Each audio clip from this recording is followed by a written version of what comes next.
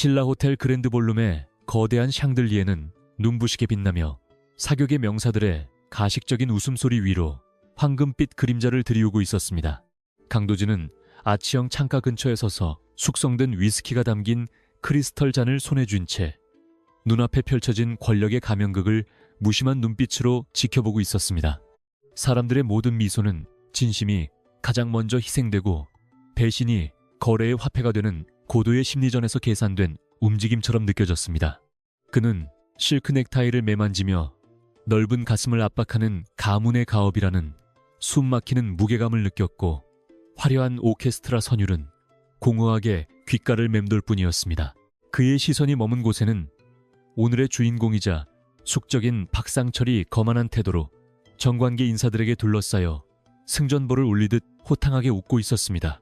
박상철은 자신의 성공을 과시하기 위해 수천만 원을 호가하는 와인을 아낌없이 뿌리며 주변의 아부꾼들을 선동하고 있었고 도진은 그 비릿한 욕망의 냄새에 구역질이 났습니다. 상류사회의 정점이라는 이곳은 사실 가장 추악한 거래가 오가는 진흙탕에 불과하다는 사실을 도진은 누구보다 잘 알고 있었기에 더 이상 이곳에 머물 이유가 없었습니다. 그는 조용히 잔을 내려놓고 수행 비서의 만류도 뿌리친 채 차가운 밤 공기가 기다리는 호텔 후문을 향해 성큼성큼 걸음을 옮겼습니다. 도진은 직접 운전대를 잡고 서울의 화려한 네온 사인을 뒤로 한 채 목적지도 없이 도심의 어두운 이면을 향해 스포츠카의 엔진을 거칠게 몰아붙였습니다. 세련된 강남의 빌딩 숲을 지나 좁고 구불구불한 골목길이 이어지는 낙후된 변두리 지역에 들어서자 화려함은 사라지고 삶의 고단함이 묻어나는 낡은 간판들이 그를 맞이했습니다. 엔진 소리마저 사치스럽게 느껴지는 고요한 주택가 어귀에서 그는 문득 발길을 멈추게 하는 묘한 이끌림을 느꼈고 길가에 세워진 주황색 포장마차 한 채를 발견했습니다. 차에서 내린 그는 맞춤 정장 차림과는 전혀 어울리지 않는 그 소박한 공간을 향해 마치 무언가에 홀린 듯 천천히 발걸음을 옮기기 시작했습니다. 포장마차 안으로 들어서자 따뜻한 김이 모락모락 피어오르는 어묵 국물 냄새와 고소한 기름 냄새가 도진의 감각을 자극하며 긴장했던 마음을 조금씩 무장해제시키고 있었습니다. 구석진 자리에 앉아 메뉴판을 훑어보던 그의 시선이 주방 안쪽에서 묵묵히 칼질을 하던 한 여인의 뒷모습에 고정되는 순간 심장이 웻는 듯한 충격이 전신을 강타했습니다. 단정하게 묶은 머리카락 사이로 보이는 가냘픈 목선과 무심한 듯 절도 있는 손놀림은 그가 5년이라는 긴 세월 동안 미친 듯이 찾아 헤매던 단 한 사람의 실루엣이었습니다. 설마 하는 의구심과 터질 듯한 기대감이 교차하는 가운데 여인이 손님을 맞이하기 위해 천천히 고개를 돌려 그와 시선을 마주하는 찰나 시간이 멈췄습니다. 그녀는 바로 5년 전 대한민국을 뒤흔들었던 대형 비리 사건을 수사하다 돌연 자취를 감췄던 천재검사 윤서아였으며 도진이 평생을 걸쳐 사랑하고 지키려 했던 여인이었습니다. 과거의 날카롭고 지적인 분위기 대신 지금은 고단한 삶의 흔적이 묻어나는 소박한 앞치마를 두르고 있었지만 그 눈빛만은 여전히 깊고 단단한 의지를 품고 있었습니다. 도진은 목구멍까지 차오르는 그녀의 이름을 간신히 억누르며 떨리는 손으로 소주잔을 움켜쥐었으나 서하는 그를 처음 보는 손님인 양 무표정한 얼굴로 주문을 확인하고는 다시 요리에 집중했습니다. 그녀의 초연한 반응에 도진은 가슴 한구석이 날카로운 칼날에 베인 듯한 통증을 느꼈지만 일단은 그녀가 살아있다는 사실만으로도 터져나오는 안도감을 감출 수 없었습니다. 서아가 건네준 소박한 안주를 앞에 두고 도진은 그녀의 일거수일투족을 관찰하며 왜 최고의 엘리트 검사였던 그녀가 이런 누추한 곳에서 신분을 숨긴 채 살아가야 하는지 의문을 품었습니다. 그녀의 거친 손등에 남은 작은 흉터들은 지난 5년의 세월이 결코 순탄치 않았음을 대변하고 있었고 도진은 자신의 무능함 때문에 그녀를 지키지 못했다는 자책감에 휩싸였습니다. 정적이 흐르는 포장마차 안에는 보글보글 끓는 국물 소리만이 정막을 깨고 있었고 두 사람 사이에는 말로 다 할 수 없는 수만 가지 감정의 파도가 소리 없이 일렁이고 있었습니다. 도진은 그녀에게 다가가 당장이라도 품에 안고 싶었지만 서아의 차갑고 단호한 태도는 그 어떤 접근도 허용하지 않는 보이지 않는 벽처럼 단단하게 느껴졌습니다. 그때 정적을 깨고 포장마차의 천막을 거칠게 젖히며 문신이 가득한 팔을 드러낸 험상밋은 사내 셋이 안으로 들어와 다짜고짜 식탁을 발로 차며 행패를 부리기 시작했습니다. 그들은 이 구역의 재개발 권한을 쥔 조직의 하수인들로 상인들을 협박해 권리금을 갈취하려는 목적이었으며 서하의 가게를 표적으로 삼아 비열한 웃음을 흘리고 있었습니다. 도지는 본능적으로 자리에서 일어나려 했으나 서하는 아주 찰나의 순간 그를 향해 움직이지 말라는 눈짓을 보냈고 도지는 그녀의 눈에 서린 기묘한 냉정함에 압도되어 다시 자리에 앉았습니다. 서하는 당황하는 기색 하나 없이 손에 쥐고 있던 행주를 내려놓고는 소란을 피우는 우두머리 사내의 눈을 똑바로 응시하며 낮고 차분한 목소리로 경고의 메시지를 던졌습니다. 사내들은 가냘픈 여자의 경고가 우습다는 듯 조롱하며 서하의 어깨를 밀치려 했지만 서하는 아주 간결하고 효율적인 동작으로 사내의 손목을 낚아채 비틀며 단숨에 제압해 버렸습니다. 그녀의 움직임은 단순히 싸움을 잘하는 수준을 넘어 신체 구조를 정확히 꿰뚫고 급소를 공략하는 고도로 훈련된 무술가의 몸짓이었기에 도지는 경악을 금치 못했습니다.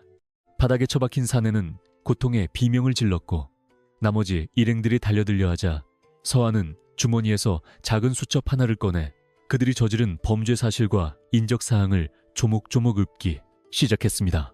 공포에 질린 사내들은 자신들의 정체를 꿰뚫고 있는 이 여자가 예사 인물이 아님을 직감하고는 욕설을 내뱉으며 서둘러 포장마차 밖으로 도망치듯 빠져나갔습니다. 상황이 정리되자 서하는 아무 일도 없었다는 듯 다시 흐트러진 의자를 정리하고 테이블을 닦기 시작했고 도지는 방금 목격한 그녀의 압도적인 아우라에 전율하며 천천히 자리에서 일어났습니다. 그는 서하에게 다가가 이제는 더 이상 숨지 말라고 말하려 했으나 서하는 그보다 먼저 도진의 앞길을 가로막으며 차가운 시선으로 그를 쏘아보더니 나가달라는 짧은 한마디를 내뱉었습니다. 그녀의 목소리에는 거절할 수 없는 단호함이 서려 있었고 도진은 지금 당장 그녀를 붙잡는 것이 오히려 독이 될 수도 있다는 판단하에 무거운 발걸음을 포장마차 밖으로 옮겨야 했습니다. 밖으로 나온 도진은 차가운 밤바람을 맞으며 자신의 스포츠카에 기대어 서하가 있는 포장마차의 주황색 불빛을 한참 동안 바라보며 새로운 결심을 굳건히 다졌습니다. 그녀가 왜 검찰을 떠나 무력까지 갖춘 채 이곳에 숨어 있는지, 그리고 그녀가 여전히 조사하고 있는 대상이 누구인지 도지는 본능적으로 직감할 수 있었으며 그것은 아마도 자신의 가문과 연결된 거대한 악일 것입니다. 도지는 차에 올라타 비서에게 전화를 걸어 이 구역의 토지대장과 재개발 관련 서류, 그리고 지난 5년간 윤서하라는 이름으로 조회된 모든 기록을 샅샅이 찾아내라고 서슬퍼런 명령을 내렸습니다. 엔진이 다시 요란한 소리를 내며 밤의 정적을 깨뜨렸지만 도진의 마음속은 그 어느 때보다 명료해졌고 평생을 바쳐서라도 그녀의 잃어버린 정의와 웃음을 되찾아 주겠노라 스스로에게 맹세했습니다. 어둠 속에서 빛나는 포장마차의 불빛은 마치 긴 터널 끝에 보이는 희망의 등불처럼 도진의 눈동자에 깊게 각인되며 운명의 수레바퀴가 다시 구르기 시작했음을 알렸습니다. 포장마차 안에서 서하는 도진의 차가 멀어지는 소리를 들으며 팽팽하게 유지하던 긴장의 끈을 놓고 비로소 가쁜 숨을 몰아쉬며 싱크대 끝을 양손으로 꽉 움켜쥐고 고개를 숙였습니다. 5년 동안 단 한순간도 잊은 적 없던 그 사람의 향기와 목소리가 공간에 머물러 있었기에 그녀의 가슴은 형언할 수 없는 슬픔과 그리움으로 요동치고 있었지만 지금은 때가 아니었습니다. 그녀는 벽면에 숨겨진 작은 틈에서 낡은 USB 메모리 하나를 꺼내 들었고 그 안에는 박상철을 포함한 대한민국의 거물들이 연루된 추악한 진실의 절반이 담겨 있다는 사실을 상기하며 입술을 깨물었습니다. 서하는 도진이 자신을 찾아낸 것이 축복이자 동시에 거대한 재앙이 될 수도 있다는 사실을 잘 알고 있었기에 다시는 그를 위험에 빠뜨리지 않겠다고 다짐하며 차가운 물로 얼굴을 콕 씻어냈습니다. 다음 날 아침 도진은 잠 한숨 자지 못한 채 집무실에서 비서가 가져온 보고서를 검토하며 어젯밤 서아가 제압했던 사내들이 박상철의 유령회사 소속이라는 사실을 확인하고 차가운 미소를 지었습니다. 박상철은 이미 도진의 사업 영역까지 침범하며 도발을 이어오고 있었고, 도진은 이제 상업적 경쟁을 넘어 사적인 복수와 정의를 위한 전쟁을 선포할 명분을 완벽하게 갖추게 되었습니다. 그는 책상 위에 놓인 서아의 예전 사진을 어루만지며 그녀가 왜 혼자서 그 위험한 싸움을 지속해왔는지, 그리고 왜 자신에게 도움을 요청하지 않았는지에 대한 답을 찾기 위해 전략을 짜기 시작했습니다. 도진의 날카로운 두뇌는 이미 수십 수 앞의 수들을 계산하고 있었고, 박상철이라는 거대한 성벽을 무너뜨리기 위한 첫 번째 균열을 어디에서부터 시작할지 결정하며 펜을 강하게 쥐었습니다. 한편 서아는 평소와 다름없이 시장에서 식재료를 구입하며 일상을 보내고 있었지만, 그녀의 주변에는 이미 도진이 보낸 보이지 않는 경호 인력들이 배치되어 그녀의 안전을 빈틈없이 확인하고 있었습니다. 서아는 자신을 감시하는 시선들이 도진의 것임을 단번에 알아차렸지만 굳이 그들을 떼어내려 하지 않았고, 오히려 그들의 존재를 이용해 박상철의 하수인들에게 혼란을 줄 계획을 세우기 시작했습니다. 그녀는 시장 골목의 좁은 틈새를 누비며 과거 동료였던 이들에게 암호화된 메시지를 전달했고, 흩어져 있던 정의의 조각들이 하나둘씩 서울 한복판으로 모여들며 보이지 않는 거대한 폭풍을 형성하고 있었습니다. 평범한 시장 아줌마로 위장한 그녀의 발걸음은 어느덧 대검찰청의 위용이 내려다 보이는 언덕 위에 멈춰섰고, 그녀의 눈빛은 비장한 결의로 가득 차오르며 복수의 서막을 예고했습니다. 도진은 박상철과의 공식적인 비즈니스 미팅을 제안하며 스스로를 미끼로 던졌고, 박상철은 도진의 갑작스러운 제안 뒤에 숨겨진 의도를 의심하면서도 자신의 우월함을 과시하기 위해 흔쾌히 승낙하는 오만함을 보였습니다. 두 남자의 만남은 서울의 가장 높은 곳에 위치한 최고급 펜트하우스에서 이루어졌으며, 겉으로는 정중한 인사가 오갔으나 공기 중에는 팽팽한 사리와 탐욕의 냄새가 진동하며 숨 막히는 긴장감을 자아냈습니다. 박상철은 도진에게 최근 변두리 지역에 관심을 갖는 이유가 무엇이냐며 떠보듯 질문을 던졌고, 도진은 여유로운 미소를 지으며 단지 잃어버린 소중한 보석을 찾고 있을 뿐이라고 대답하며 상대의 심리를 교묘하게 파고들었습니다. 박상철의 눈꺼풀이 미세하게 떨리는 것을 포착한 도진은 확신을 가졌고, 이제 전쟁은 돌이킬 수 없는 국면으로 접어들었음을 직감하며 와인잔을 가볍게 부딪혔습니다. 서아는 밤늦게 포장마차 영업을 준비하던 중 자신의 가게 앞에 놓인 작은 꽃다발과 그 안에 담긴 짧은 메모를 발견했는데, 그것은 도진의 필체로 적힌 이제는 혼자가 아니라는 따뜻한 위로의 문구였습니다. 그녀의 차가웠던 심장이 순간적으로 뜨거워지며 눈시울이 붉어졌지만, 서아는 곧바로 감정을 추스르고 메모를 불태워 없애버림으로써 자신의 약점을 노출하지 않으려는 철저한 보안의식을 보여주었습니다. 하지만 그녀의 입가에는 아주 희미한 미소가 번졌고, 그것은 지난 5년간의 고독한 투쟁 속에서 처음으로 느끼는 든든한 연대감이자 다시금 살아있음을 느끼게 해주는 생명의 온기였습니다.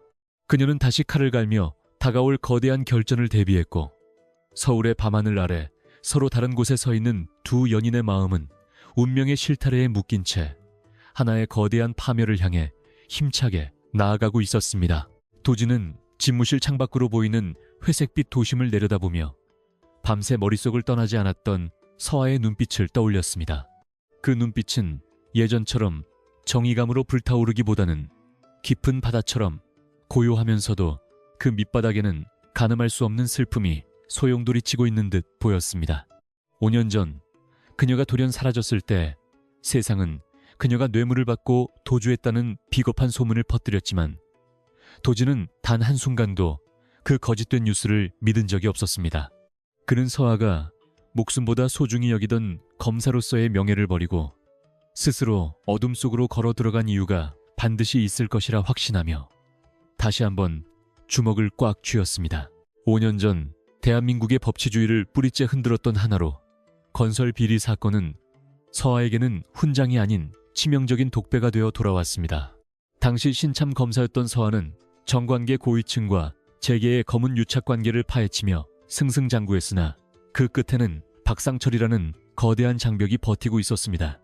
그녀가 결정적인 증거를 확보하고 구속영장을 청구하려던 전날 밤, 서하의 상사였던 부장검사는 돌연 태도를 바꾸어 수사 중단을 명령하며 그녀를 압박했습니다.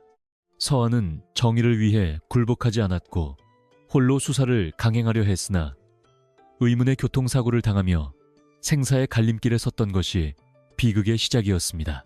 사고 이후 병원에서 눈을 뜬 서하에게 돌아온 것은 동료들의 격려가 아니라 피의자로 전환되었다는 청천벽력 같은 소식과 함께 조작된 뇌물수수 증거들이었습니다. 그녀는 자신을 지켜줄 것이라 믿었던 조직이 박상철의 자본 권력 앞에 얼마나 쉽게 무너지는지를 목격하며 깊은 환멸을 느꼈고 결국 스스로 실종을 선택했습니다. 도지는 당시 해외 지사 발령으로 인해 그녀의 곁을 지키지 못했던 자신을 원망하며 수천 번이고 시간을 되돌리고 싶어 했으나 현실은 냉혹하기만 했습니다.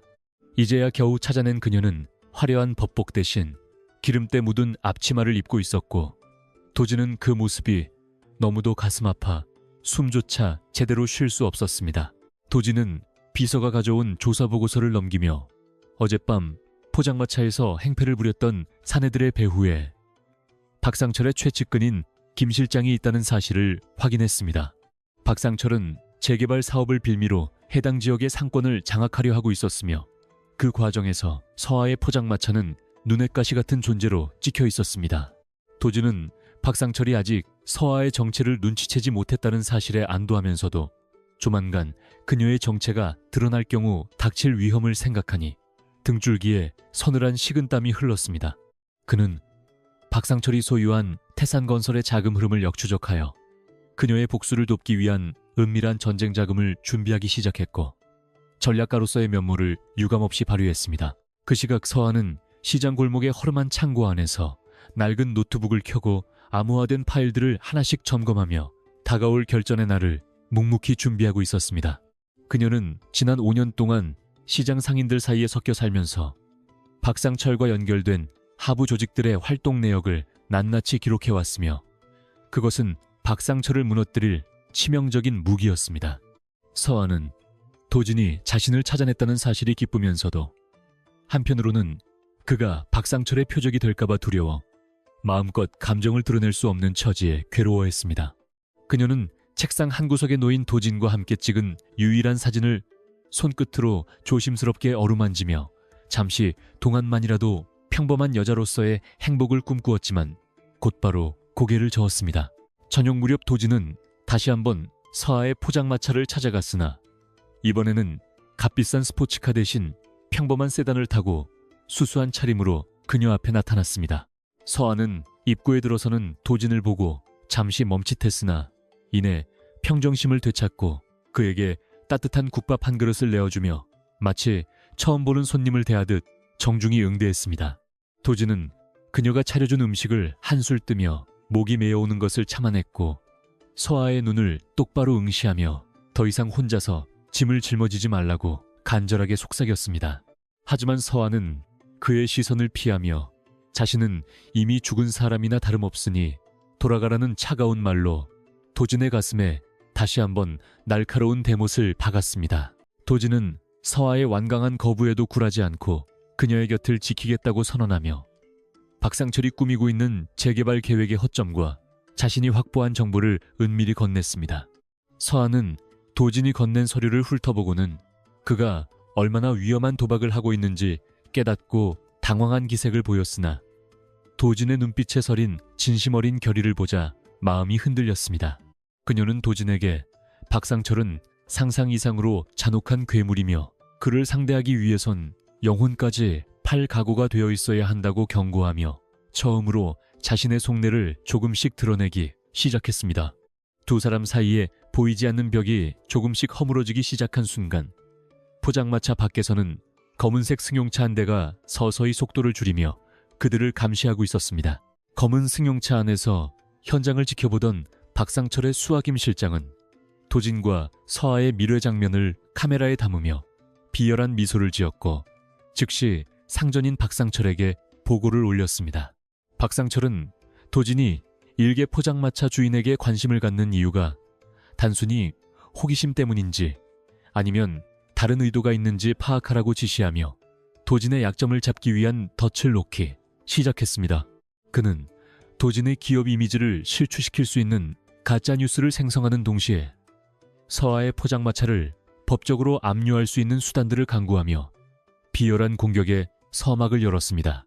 도진은 이미 이러한 움직임을 예상하고 있었기에 자신의 법무팀을 동원해 역공을 준비하며 박상철의 숨통을 조여갈 그물망을 더욱 촘촘하게 짜고 있었습니다. 서아는 도진이 떠난 후 홀로 남은 포장마차에서 자신이 가진 증거의 절반이 박상철의 금고 속에 보관된 황금장부와 일치해야만 완벽한 힘을 발휘할 수 있다는 사실을 상기했습니다. 황금장부에는 지난 10년간 박상철이 전개에 뿌린 뇌물 리스트가 상세히 기록되어 있었고 그것을 손에 넣는 것이야말로 진정한 승리를 위한 유일한 열쇠였습니다. 그녀는 도진이 이 위험한 계획에 직접 참여하는 것을 막고 싶었으나 그의 도움이 없이는 박상철의 요새 같은 저택에 접근하는 것이 불가능하다는 현실적인 판단을 내려야만 했습니다. 서아는 도진에게 연락하여 다음날 비밀리에 만날 장소를 전달했고 두 사람의 공조는 이제 운명적인 필연성을 띠며 거대한 역사의 수레바퀴 속으로 빨려 들어갔습니다. 다음날 새벽 도진과 서아는 인적이 드문 한강변의 낡은 창고에서 재회하여 박상철의 황금 장부를 탈취하기 위한 구체적인 작전 수립에 들어갔고 긴장감 넘치는 분위기가 감돌았습니다. 서아는 검사 시절 익혔던 치밀한 분석력을 바탕으로 박상철 저택의 보안 시스템과 이동 경로를 완벽하게 파악해냈고 도진은 자신의 자금력과 인맥을 활용해 필요한 장비들을 조달했습니다. 두 사람은 과거의 연인 관계를 넘어 이제는 생사를 함께하는 전우로서 서로의 등을 맡기기로 약속하며 짧지만 강렬한 포옹으로 서로의 체온과 의지를 확인하는 시간을 가졌습니다. 도진은 서아의 가냘픈 어깨를 감싸 안으며 이번 일이 끝나면 반드시 그녀를 원래의 자리로 돌려놓고 평생을 함께하겠노라. 다시 한번 마음속 깊이 굳게 다짐했습니다. 하지만 박상철 또한 만만한 상대가 아니었기에 그는 이미 도진의 주변 인물들을 매수하여 그들의 움직임을 시시각각 보고받고 있었으며 도진의 회사 내부에 심어둔 첩자를 통해 역공을 준비했습니다. 박상철은 도진이 사랑하는 여자가 과거 자신을 궁지로 몰아넣었던 윤서아 검사라는 사실을 알아차리는데 오랜 시간이 걸리지 않았고 그의 분노는 극에 달해 서아를 제거할 계획을 세웠습니다. 그는 자신의 권력을 이용해 경찰 조직 내부에 부패한 인맥을 움직여 서아를 살인 미수 혐의로 엮어 체포하라는 밀명을 내렸고 공권력을 사유화하여 정의를 짓밟으려는 무서운 음모를 실행했습니다. 서아와 도진은 아직 이 사실을 모른 채 작전의 세부 사항을 조율하고 있었고 창고 밖에서는 이미 경찰차의 사이렌 소리가 멀리서 들려오며 위기감을 고조시키고 있었습니다. 서아는 특유의 예리한 감각으로 주변의 공기가 심상치 않게 흘러가고 있음을 감지하고 도진에게 즉시 현장을 떠나라고 소리쳤으나 이미 무장한 경찰들이 창고의 모든 출입구를 봉쇄한 뒤였습니다. 도진은 당황하지 않고 자신의 변호인단을 호출하는 동시에 서아를 자신의 등 뒤로 숨기며 권력을 남용하는 경찰들을 향해 엄중한 경고의 메시지를 던졌으나 그들은 막무가내로 서아를 연행하려 했습니다. 긴박한 대치 상황 속에서 서아는 자신이 체포될 경우 모든 계획이 수포로 돌아갈 것을 우려하여 도진의 귀속말에 어떤 암호를 남기고는 순순히 수갑을 받아들이는 의외의 선택을 내렸습니다. 그녀는 연행되는 순간에도 도진에게 눈짓으로 안심시키며 자신이 감옥 안에서 시작할 또 다른 반격의 서막이 있음을 암시했고 도진은 분노를 사기며 차가운 눈빛으로 경찰차를 바라보았습니다. 서아가 구치소로 이송되는 동안 도진은 박상철의 만행을 전 세계에 알리기 위한 미디어 전략을 가동했으며 동시에 서아의 무죄를 입증할 수 있는 핵심 목격자들을 찾아 나서기 위해 백방으로 뛰었습니다. 그는 박상철이 가장 두려워하는 것이 대중의 시선과 법적 정당성이라는 것을 알고 있었기에 여론을 움직여 검찰 내부의 양심적인 세력을 결집시키는 전략을 선택하여 정면 돌파를 시도했습니다. 박상철은 서하를 가둔 것으로 승리를 확신하며 축배를 들었으나 그것은 도진과 서하가 미리 짜놓은 거대한 함정의 입구였다는 사실을 그는 아직 꿈에도 상상하지 못한 채 오만한 웃음을 흘렸습니다. 도진의 비서실은 24시간 체제로 가동되며 박상철과 연관된 모든 비리 제보를 수집하기 시작했고 서울의 밤은 거대한 진실의 폭풍을 앞둔 폭풍 전야처럼 무겁고 고요하게 흘러갔습니다. 구치소 방 안에서 서하는 차가운 벽에 기대어 앉아 도진과 나누었던 마지막 대화를 되새기며 그가 남겨준 신뢰의 온기로 추위를 견뎌냈고 그녀의 눈빛은 복수심을 넘어선 숭고한 정의감으로 빛나고 있었습니다. 그녀는 감옥 내부에서도 박상철의 마수가 뻗어 있음을 직감하고는 자신을 감시하는 교도관들 중에서 매수되지 않은 정의로운 인물을 선별하여 비밀리에 메시지를 외부로 전달할 루트를 개척했습니다. 서하의 지략은 감옥이라는 제한된 공간에서도 빛을 발했으며 그녀는 박상철이 보낸 암살자의 위협을 지혜롭게 모면하며 오히려 그를 자신의 정보원으로 역이용하는 대담한 작전을 펼치기 시작했습니다. 밖에서는 도진이 거대 자본과 싸우고 안에서는 서하가 목숨을 건 심리전을 벌이며 두 사람의 공조는 시공간을 초월해 박상철의 제국을 밑바닥부터 조금씩 균열내기 시작했습니다. 도진은 박상철의 비자금 세탁 경로를 추적하던 중 자신의 가문 중 일부가 박상철과 결탁해 있다는 충격적인 진실과 마주하게 되었고 그는 혈연보다 정의를 선택하는 고뇌 끝에 과감한 결단을 내렸습니다. 그는 자신의 친인척이라 할지라도 법의 심판대 앞에 세우겠다는 단호한 의지를 표명하며 박상철의 자금줄을 완전히 차단하는 강력한 금융제재 조치를 끌어내기 위해 국제 금융계의 인맥들을 총동원했습니다. 박상철은 자신의 자금줄이 막히고 측근들이 하나둘씩 검찰에 자진 출두하여 양심 선언을 하기 시작하자 극도의 불안감을 느끼며 최후의 수단으로 도진과의 직접적인 담판을 제안하기에 이르렀습니다. 도진은 그 제안이 함정임을 알면서도 서하를 구출하고 황금장부의 위치를 파악하기 위해 적진의 심장부로 들어가는 위험한 선택을 내리며 결연한 표정으로 차에 올랐습니다. 대한민국 경제의 심장부라 불리는 강남 한복판의 강성그룹 본사 회의실은 차가운 정적만이 감돌고 있었으며 통유리창 너머로 보이는 서울의 전경은 마치 거대한 체스판처럼 발밑에 펼쳐져 있었습니다. 강도진은 맞춤 제작된 다크 네이비 수트를 입고 상석에 앉아 자신의 태블릿 PC에 띄워진 시장 재개발 관련 보고서를 무심한 표정으로 검토하고 있었으나 그의 머릿속은 온통 서하의 안전에 대한 걱정으로 가득 차 있었습니다. 그는 박상철을 이 판으로 끌어들이기 위해 강성그룹이 보유한 핵심 부지 일부를 매각하겠다는 파격적인 카드를 내던졌고 이는 탐욕스러운 박상철이 결코 거절할 수 없는 치명적인 미끼가 될 것임을 확신하고 있었습니다. 잠시 후 육중한 회의실 문이 열리며 박상철이 특유의 거만한 걸음걸이로 들어왔고 그의 뒤를 따르는 비서진들의 발소리는 마치 도진의 영역을 침범하는 불청객의 경고음처럼 날카롭게 고막을 자극하며 실내의 공기를 순식간에 냉각시켰습니다. 박상철은 도진의 맞은편에 앉아 고가의 시가를 입에 물려다가 도진의 차가운 시선을 의식한 듯 비릿한 웃음을 지으며 테이블 위에 명품 가죽 가방을 내려놓고는 승리자의 여유를 만끽하듯 등받이에 몸을 깊숙이 기대었습니다. 그는 도진이 제안한 부지 매각건이 자신에게 굴복하는 신호라고 멋대로 해석하고 있었으며 이 거래를 통해 도진의 숨통을 조이고 나아가 강성그룹의 경영권까지 위협하려는 검은 야욕을 노골적으로 드러내기 시작했습니다. 도진은 박상철의 천박한 도발에도 눈썹 하나 까딱하지 않은 채 준비된 계약서 초안을 건넸으며 그 안에는 박상철이 운영하는 유령 회사들의 자금줄을 자연스럽게 노출하게 만드는 고도로 정교한 법적 장치들이 촘촘하게 설계되어 포함되어 있었습니다.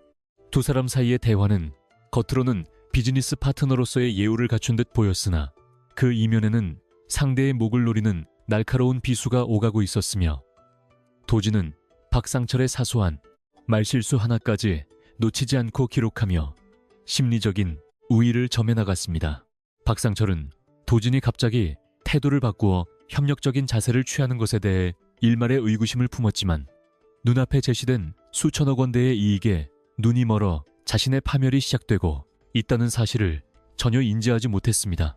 회의가 길어질수록 박상철은 자신의 성공 가도에 대해 장황하게 늘어놓으며 도진을 가르치려 드는 오만함을 보였고, 도진은 오히려 그가 더 많은 정보를 발설하도록 유도하며 부드러운 미소 뒤에 서슬퍼런 칼날을 감춘 채 인내심 있게 기다리고 있었습니다.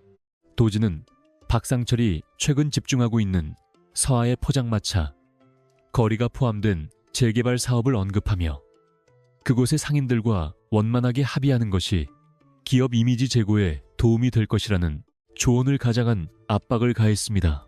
박상철은 하찮은 상인들 따위는 돈 몇 푼이면 해결될 문제라며 코웃음을 쳤고, 그 과정에서 서하의 이름을 직접 언급하지는 않았지만 그녀가 있는 구역을 철저히 짓밟겠다는 의지를 보이며 도진의 분노를 자극했습니다. 같은 시각 서하는 평소와 다름없이 포장마차를 정리하는 척하며 인근 지하철역 보관함에서 의문의 서류 봉투를 꺼내 들었고, 그 안에는 과거 그녀가 검찰 재직 시절 신뢰했던 수사관들이 익명으로 보내온 박상철의 비밀 회동 명단이 상세히 적혀 있었습니다. 그녀는 좁고 습한 단칸방으로 돌아와 벽면에 가득 붙여진 박상철의 범죄 가계도를 응시하며 도진이 밖에서 벌이고 있는 위험천만한 심리전이 성공하기 위해선 자신이 내부에 결정적인 증거를 반드시 확보해야 한다는 사실을 다시금 뼈저리게 실감했습니다. 서하의 눈빛은 이제 슬픔을 거두고 차가운 복수심과 정의감으로 무장되어 있었으며, 그녀는 낡은 무전기를 켜고 5년 동안 숨죽여 기다려온 자신의 비밀, 조직원들에게 짧고 강렬한 첫 번째 작전 명령을 하달하기 시작했습니다. 서하가 소집한 조직원들은 과거 박상철의 횡포로 인해 직업을 잃거나 가족을 잃은 피해자들로 구성되어 있었으며, 그들은 사회의 밑바닥에서 보이지 않는 유령처럼 살아가며 오직 오늘 같은 반격의 날만을 손꼽아 기다려온 평범하지만 강력한 의지를 지닌 인물들이었습니다. 서하는 그들에게 박상철의 최측근들이 드나드는 고급 요정과 비밀 도박장의 위치를 공유하고 그들의 움직임을 24시간 감시하여 박상철의 황금 장부가 실제로 보관된 장소에 최종 후보지를 압축해 나가는 정밀한 첩보전을 전개했습니다. 그녀는 도진이 제공해준 자금을 활용해 최첨단 도청 장치와 감시 카메라를 주요 길목에 설치했으며, 이 과정에서 그녀가 검사 시절 보여주었던 천재적인 수사 전략은 세월의 흐름에도 전혀 녹슬지 않은 채 빛을 발했습니다. 도진은 회의가 끝난 후 박상철을 배웅하며 그의 차가 멀어지는 것을 지켜보다가 비서에게 신호를 보냈고, 곧바로 서하와의 비밀 통신 채널을 가동하여 박상철의 심리 상태와 그가 보인 미세한 이상 반응들을 실시간으로 공유하며 다음 단계의 계획을 논의했습니다. 그는 서하에게 박상철이 곧 무리한 투자를 감행할 것이며 그때가 바로 그의 자금 흐름에 과부하를 걸어 황금 장부를 꺼내게 만들 결정적인 타이밍이 될 것이라고 설명하며 그녀의 안전을 거듭 당부하는 따뜻함을 잊지 않았습니다. 서하는 도진의 목소리를 통해 전해지는 신뢰와 애정에 잠시 마음이 흔들렸지만 이내 평정심을 되찾고 자신은 괜찮으니, 도진 또한 자신의 위치에서 최선을 다해달라는 단호한 격려로 대답을 대신하며 연결을 종료했습니다. 두 사람은 이제 빛과 어둠이라는 서로 다른 영역에서 하나의 목표를 향해 달리는 동반자가 되었으며, 도진은 상류사회의 화려한 조명 아래서 박상철의 눈을 가리고 서하는 어두운 골목길에서 박상철의 발목을 낚아챌 덫을 놓는 완벽한 조화를 보여주기 시작했습니다. 도진은 박상철과의 다음 만남을 위해 자신의 자회사 중 하나를 고의로 위기에 빠뜨리는 과감한 전략을 수립했고, 이는 박상철이 그 미끼를 물기 위해 자신의 비자금까지 끌어다 쓰게 만드는 치명적인 유혹이 될 것임을 확신하며 어두운 사무실에서 홀로 독주를 들이켰습니다.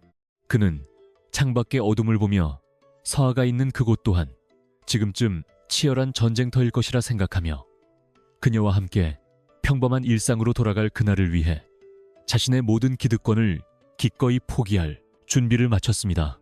다음 날 박상철은 도진이 쳐놓은 덫에 걸려들기 시작했다는 보고를 받고 환호하며 자신의 모든 인맥을 동원해 강성그룹의 자회사를 집어삼키기 위한 공격적인 인수합병 계획을 발표했고, 이는 증권가에 큰 파장을 일으키며 도진의 계획대로 흘러가기 시작했습니다.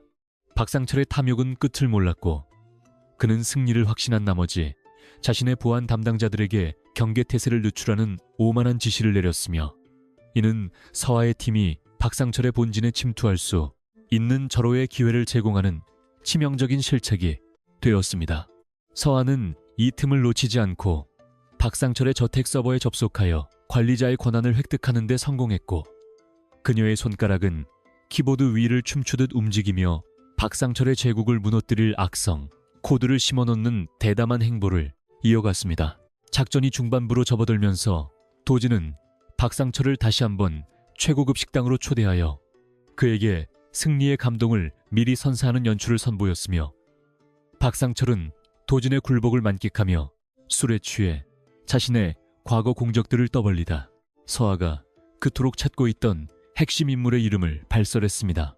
도진은 내면의 동요를 감추고 흥미롭다는 듯 고개를 끄덕이며 박상철의 환심을 샀고, 그가 잠시 자리를 비운 사이 그의 스마트폰에 복제 프로그램을 설치하여 모든 통화 내용과 메시지를 실시간으로 도청할 수 있는 발판을 마련했습니다. 박상철은 자신이 도진을 완전히 장악했다고 믿으며 흡족한 미소를 지었지만, 사실 그는 도진이 연출한 거대한 연극 무대 위에서 춤을 추는 꼭두각시에 불과했음을 깨닫지 못한 채 파멸의 구렁텅이로 한 걸음 더 다가섰습니다.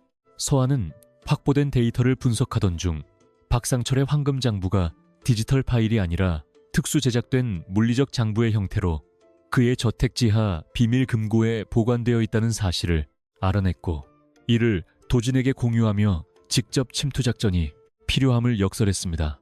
그녀는 자신이 직접 저택에 잠입하겠다고 주장했지만 도진은 결사반대하며 전문 요원을 고용하자고 제안했으나, 서하는 저택의 내부 구조를 가장 잘 아는 사람은 검사 시절 잠입, 수사를 경험했던 자신뿐이라며 도진을 설득하는 단호함을 보였습니다.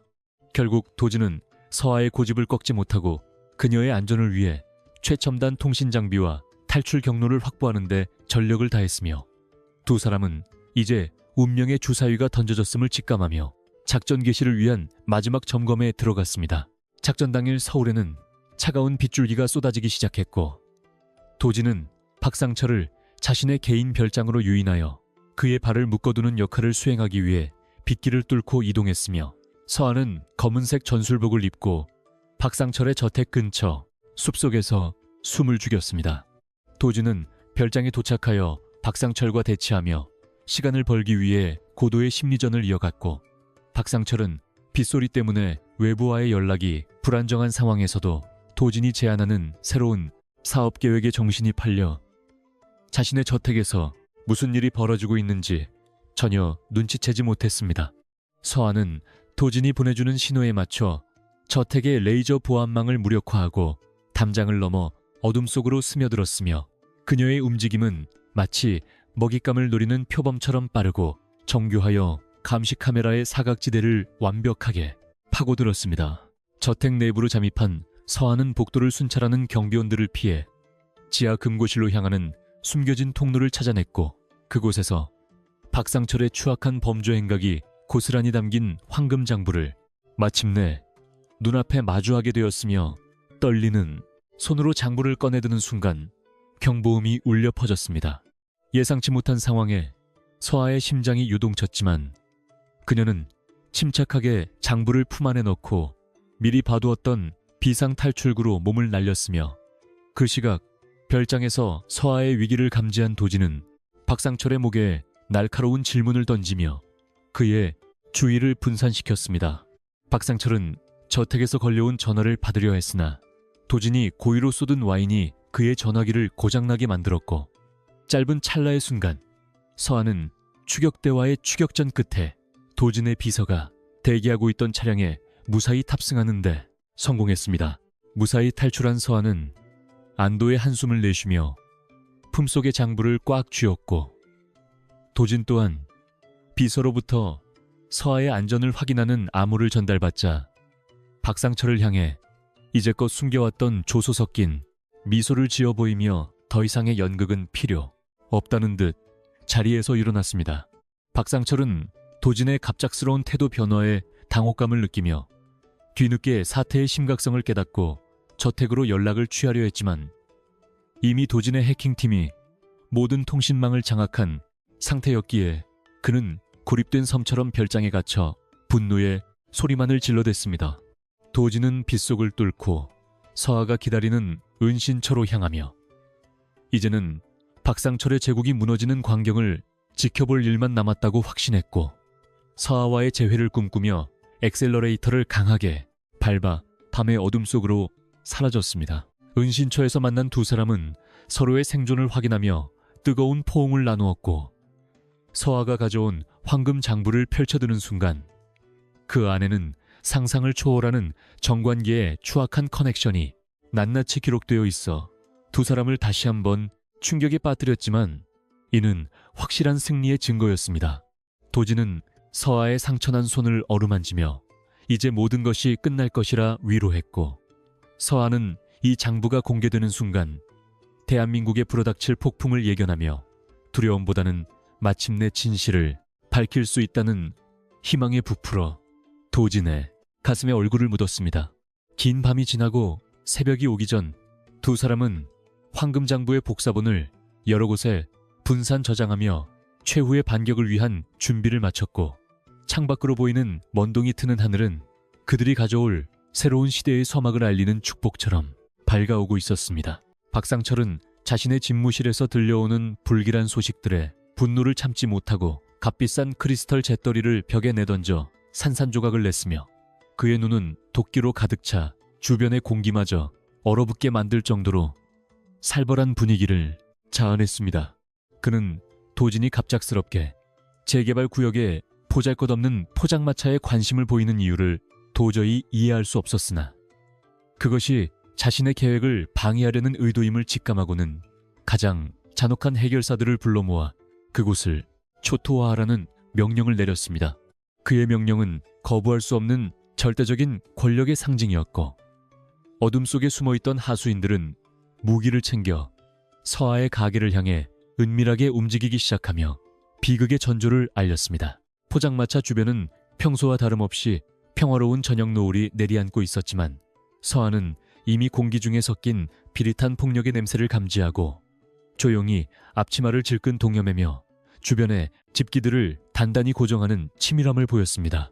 그녀는 시장 상인들이 다칠까봐 서둘러 영업 종료를 알리는 팻말을 내걸었고, 어둠이 짙게 깔린 골목 끝에서 나타난 검은 무리의 그림자를 응시하며 차가운 눈빛으로 그들을 맞이할 준비를 마쳤습니다. 그녀의 손에는 평범한 주방 도구가 들려 있었지만 그 끝에 실린 긴장감은 마치 날카로운 검을 쥔 검객의 기세와도 같아보는, 이로 하여금 절로 뒷걸음질 치게 만드는 압도적인 아우라를 뿜어내고 있었습니다.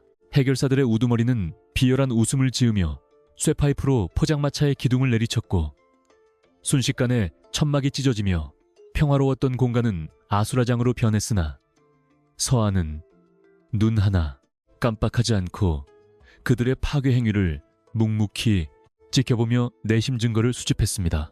그녀는 미리 설치해둔 고화질 초소형 카메라가 그들의 얼굴과 범행 장면을 실시간으로 기록하고 있음을 알고 있었기에 당황하기보다는 오히려 그들이 더 큰 실수를 저지르도록 도발적인 언사를 던지며 심리적인 함정을 파놓았습니다. 해결사들은 일개 여자가 자신들 앞에서 당당하게 버티는 모습에 당황하며 더욱 거칠게 날뛰기 시작했고, 서아는 그들이 박상철의 이름을 입 밖으로 내뱉는 순간만을 기다리며 냉정함을 유지했습니다. 결국 분노를 참지 못한 우두머리가 박상철 회장님의 명령이라며 서아의 멱살을 잡으려던 찰나 서아는 전광석화 같은 동작으로 그의 손목을 꺾어 바닥에 처박았고 호신술의 정석을 보여주며 나머지 일행들의 기선을 완벽하게 제압해버렸습니다. 그녀의 움직임은 군더더기 없이 깔끔했으며 상대의 힘을 역이용하여 단숨에 무력화시키는 기술은 과거 검찰청 내에서도 정평이 나 있던 실력이었기에 해결사들은 공포에 질려 서로의 눈치만 살피며 뒤로 물러났습니다. 서한은 바닥에 쓰러진 사내의 귀에 대고 박상철에게 전하라며 자신은 결코 멈추지 않을 것이라는 서늘한 경고를 남겼고, 그 순간 골목 입구에서 강렬한 헤드라이트 불빛이 그들을 덮쳤습니다. 도진이 보낸 블랙 세단 수십 대가 포장마차 주위를 에워싸며 경적을 울렸고, 수투 차림의 경호원들이 일제히 내려 해결사들을 순식간에 포위하자 전세는 완전히 역전되었으며, 도진은 차에서 내려 위험 있는 걸음걸이로 서아의 곁에 섰습니다. 도진은 서아의 옷매무새를 다듬어주며 다친 곳은 없는지 세심하게 살핀 뒤 해결사들을 향해 얼음장처럼 차가운 목소리로 감히 누구에게 손을 대느냐며 호통을 쳤고, 그의 카리스마에 압도된 해결사들은 무기를 버리고 무릎을 꿇었습니다. 도진은 그들을 경찰에 넘기지 않고 자신의 비밀 취조실로 압송하라는 명령을 내렸는데, 이는 박상철의 배후 세력을 완전히 뿌리 뽑기 위한 정보 추출이 목적임을 서아도 직감할 수 있었습니다. 현장이 정리된 후 도진은 서아의 손을 잡고 자신의 안전가옥으로 이동할 것을 제안했으나, 서아는 여전히 경계심을 늦추지 않은 채 도진의 호의를 거절하려 했지만, 도진의 눈에 서린 진심, 어린 걱정과 애정을 보자 더 이상 고집을 피울 수 없었습니다. 두 사람은 도진의 차에 올라타 도심의 소음을 가로질러 강성그룹 소유의 비밀 펜트하우스에 도착했고, 그곳은 외부의 그 어떤 침입도 허용하지 않는 요새와 같은 보안 시스템을 갖추고 있어 서아가 안식을 취하기에 충분했습니다. 도진은 서아에게 따뜻한 차를 내어주며 5년 전 그녀가 사라졌던 그날부터 지금까지 단 한순간도 그녀를 잊지 못했음을 고백했고, 서아는 창밖의 야경을 보며 참아왔던 눈물을 삼켰습니다. 서아는 비로소 입을 열어 자신이 왜 신분을 숨기고 살아야 했는지에 대한 진실을 털어놓기 시작했는데, 그것은 단순히 박상철의 위협 때문이 아니라 검찰 수뇌부 전체가 박상철의 장학생들로 채워져 있어 누구도 믿을 수 없었기 때문이었습니다. 그녀는 자신이 믿었던 선배 검사마저 박상철에게 매수되어 자신을 죽음으로 몰아넣으려 했던 배신의 기억을 떠올리며 몸을 떨었고, 도진은 그런 그녀의 어깨를 감싸 안으며 이제는 자신이 그녀의 방패이자 검이 되어주겠노라 맹세했습니다.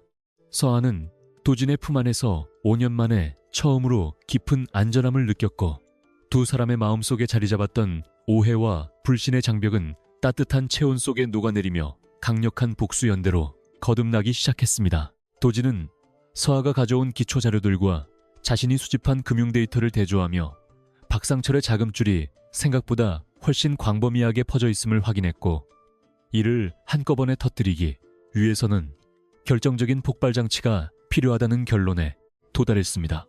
그는 서아에게 강성그룹의 자원을 무제한으로 제공할 테니 다시 한번 공직자의 마음으로 돌아가 박상철을 법의 심판대에 세울 기소장을 작성해달라고 요청했으며, 이는 서아의 명예회복을 위한 첫걸음이기도 했습니다.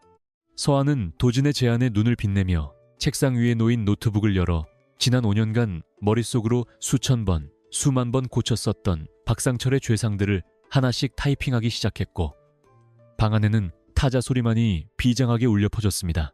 박상철은 자신의 해결사들이 실종되었다는 보고를 받고 극도의 불안감에 휩싸여 술로 밤을 지새웠으며, 도진이 이 사건에 깊숙이 개입했다는 사실을 알고는 자신의 모든 자산을 매각해서라도 도진을 무너뜨리겠다는 광기 어린 결심을 굳혔습니다.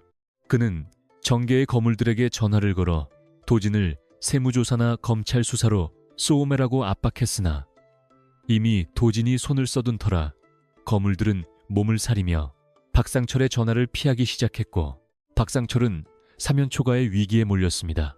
그는 마지막 수단으로 해외 용병들을 고용하여 도진의 본사를 직접 공격할 계획을 세우며 파멸을 향한 마지막 질주를 시작했고, 이는 결국 자신의 무덤을 스스로 파는 어리석은 행위가 될 것임을 깨닫지 못했습니다.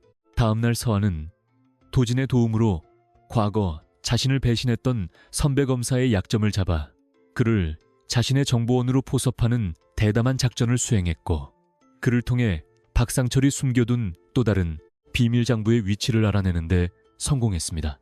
그녀는 이제 더 이상 숨어 지내는 피해자가 아니라 사냥감을 몰아넣는 사냥꾼의 모습으로 변모해 있었으며, 도지는 그런 그녀의 강인함 뒤에 숨겨진 상처를 어루만지며 그녀가 정의를 실현한 뒤 평범한 행복을 누릴 수 있도록 세심하게 배려했습니다. 두 사람은 박상철의 제국을 무너뜨릴 완벽한 시나리오를 완성해 나갔고, 서울의 지하 세계와 지상 세계를 동시에 타격할 대규모 공조 수사를 위한 물밑 작업을 빈틈없이 진행하며 결전의 날만을 기다렸습니다. 도지는 박상철과의 공식적인 비즈니스 관계를 완전히 단절하고 그의 주식을 대량으로 공매도하여 박상철의 기업 가치를 폭락시키는 금융 공격을 감행했으며, 이는 박상철에게 치명적인 경제적 타격을 주어 그가 이성을 잃고 날뛰게 만들었습니다. 주가 폭락으로 인해 투자자들이 박상철의 본사로 몰려와 항의하는 소동이 벌어지는 사이, 서한은 검찰 내 양심 있는 후배들과 연락하여 박상철에 대한 체포영장을 비밀리에 청구하도록 조치하는 기민함을 보여주었습니다. 박상철은 자신의 성체가 무너지는 소리를 들으며 집무실에서 권총을 만지작거렸으나, 도진과 서아가 준비한 지옥은 이제 시작에 불과했으며 그는 자신이 저지른 악행의 대가를 뼈저리게 치르게 될 운명에 처했습니다. 서아는 도진에게 자신은 이제 포장마차 주인이 아닌 검사 윤서아로서 세상 앞에 당당히 서고 싶다고 말했고, 도진은 그녀의 결정을 존중하며 언론사와 방송국에 연락하여 특종, 기사를 준비하도록 지원하는 등 그녀의 복귀, 무대를 화려하게 장식할 준비를 마쳤습니다. 그녀는 낡은 앞치마를 벗어던지고 도진이 선물한 세련된 정장으로 갈아입으며 거울 속에 자신을 응시했고, 그 눈빛에는 다시는 굴복하지 않겠다는 서슬퍼런 의지와 정의를 향한 뜨거운 갈망이 타오르고 있었습니다. 도진은 그녀의 손을 잡으며 오늘이 바로 우리 인생의 새로운 시작이 될 것이라고 격려했고, 두 사람은 수많은 카메라 플래시가 기다리고 있는 검찰청 정문을 향해 당당하게 발걸음을 내디뎠습니다. 검찰청 로비에 서아가 나타나자 현장은 순식간에 아수라장이 되었고, 기자들은 죽은 줄 알았던 천재 검사의 귀환에 경악하며 질문을 쏟아냈으나, 서아는 차분하게 박상철의 죄상을 낱낱이 밝히는 성명서를 낭독하며 여론의 흐름을 단숨에 장악했습니다. 그녀의 목소리는 힘차고 명확했으며 증거로 제시된 파일들은 박상철의 범죄를 입증하기에 충분했기에 국민들은 분노하며 박상철의 즉각적인 구속을 촉구하는 목소리를 높였습니다. 도진은 서아의 등 뒤에서 든든한 버팀목이 되어주며 그녀를 위협하려는 세력들을 원천 차단했고, 두 사람의 완벽한 호흡은 대한민국 권력 지형을 뒤흔드는 거대한 해일이 되어 박상철의 제국을 휩쓸어버리기 시작했습니다. 박상철은 도주를 시도하려 했으나 이미 도진이 고용한 정보원들이 그의 이동 경로를 완벽하게 차단하고 있었고, 공항으로 향하던 길목에서 기다리고 있던 경찰들에 의해 수갑이 채워지는 비참한 최후를 맞이하게 되었으며 그의 오만함은 철창 속으로 사라졌습니다. 그는 연행되는 순간에도 소리를 지르며 발악했으나 서아의 차가운 미소 앞에 그는 한낱 초라한 범죄자에 불과했고, 도진은 그런 그를 보며 진정한 승리는 칼이 아닌 진실에서 나온다는 사실을 다시 한번 확인했습니다. 서울의 밤은 박상철의 체포 소식으로 뜨겁게 달아올랐고, 서아와 도진은 오랜 싸움의 끝에서 서로를 마주보며 말없는 위로와 승리의 기쁨을 나누며 비로소 평화로운 새벽 공기를 마실 수 있게 되었습니다. 두 사람은 함께 포장마차가 있던 그 낡은 골목을 다시 찾았는데, 비록 가게는 부서졌지만 그곳에 담긴 추억과 시련은 두 사람을 더욱 단단하게 결속시켜준 소중한 자산이 되었음을 깨달으며 새로운 미래를 설계하는 대화를 나누었습니다. 도진은 서아에게 이제는 숨지 말고 자신의 곁에서 빛나달라고 다시 한번 청혼과도 같은 진심을 전했고, 서아는 도진의 어깨에 머리를 기대며 그동안의 고단했던 세월이 눈 녹듯 사라지는 기적 같은 순간을 만끽했습니다.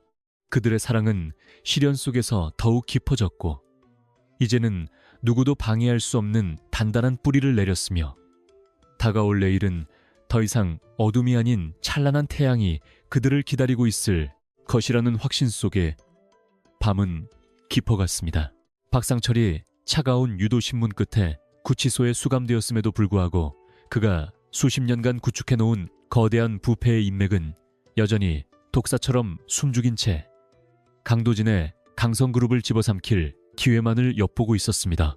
도진은 집무실 책상 위에 산더미처럼 쌓인 긴급 보고서들을 훑어보며 이번 공격이 단순한 보복을 넘어 그룹의 근간을 뒤흔들려는 치밀하게 계산된 경제적 테러임을 직감하고 차가운 이성을 유지하려 애썼습니다.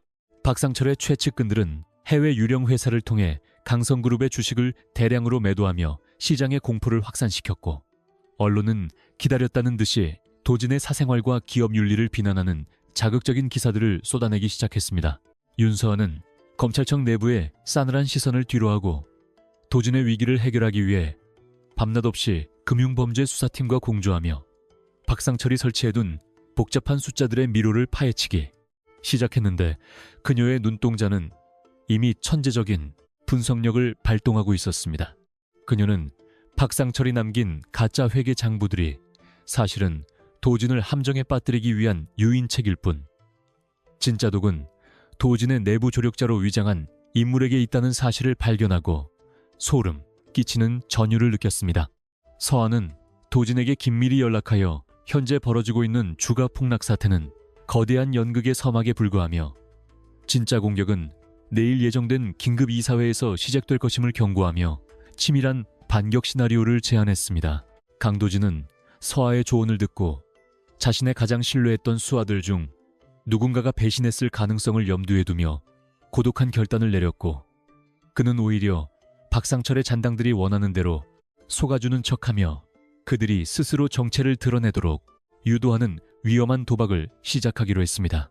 그는 공개석상에서 초조한 기색을 내비치며 기업의 유동성 위기를 인정하는 듯한 발언을 흘렸고 이를 포착한 적들은 승기를 잡았다고 확신하며 지하에 숨어있던 자금줄을 한꺼번에 동원하여 강성그룹의 경영권을 찬탈하기 위한 마지막 공격에 가담했습니다. 도진은 이 모든 과정이 서하의 정밀한 감시망 아래 있음을 확신하며 자신의 모든 기득권을 판돈으로 건 채 적들이 쳐놓은 그물의 가장 깊숙한 곳으로 스스로 걸어 들어갔습니다. 이사회가 열리는 날 오전의 본사 로비는 평소보다 수십 배는 더 무거운 긴장감이 감돌았으며 수많은 취재진이 도진의 몰락을 예견하듯 카메라 렌즈를 들이대고 있었지만 그는 흐트러짐 없는 자세로 기자들의 질문을 무시한 채 회의실로 향하는 엘리베이터에 몸을 실었습니다.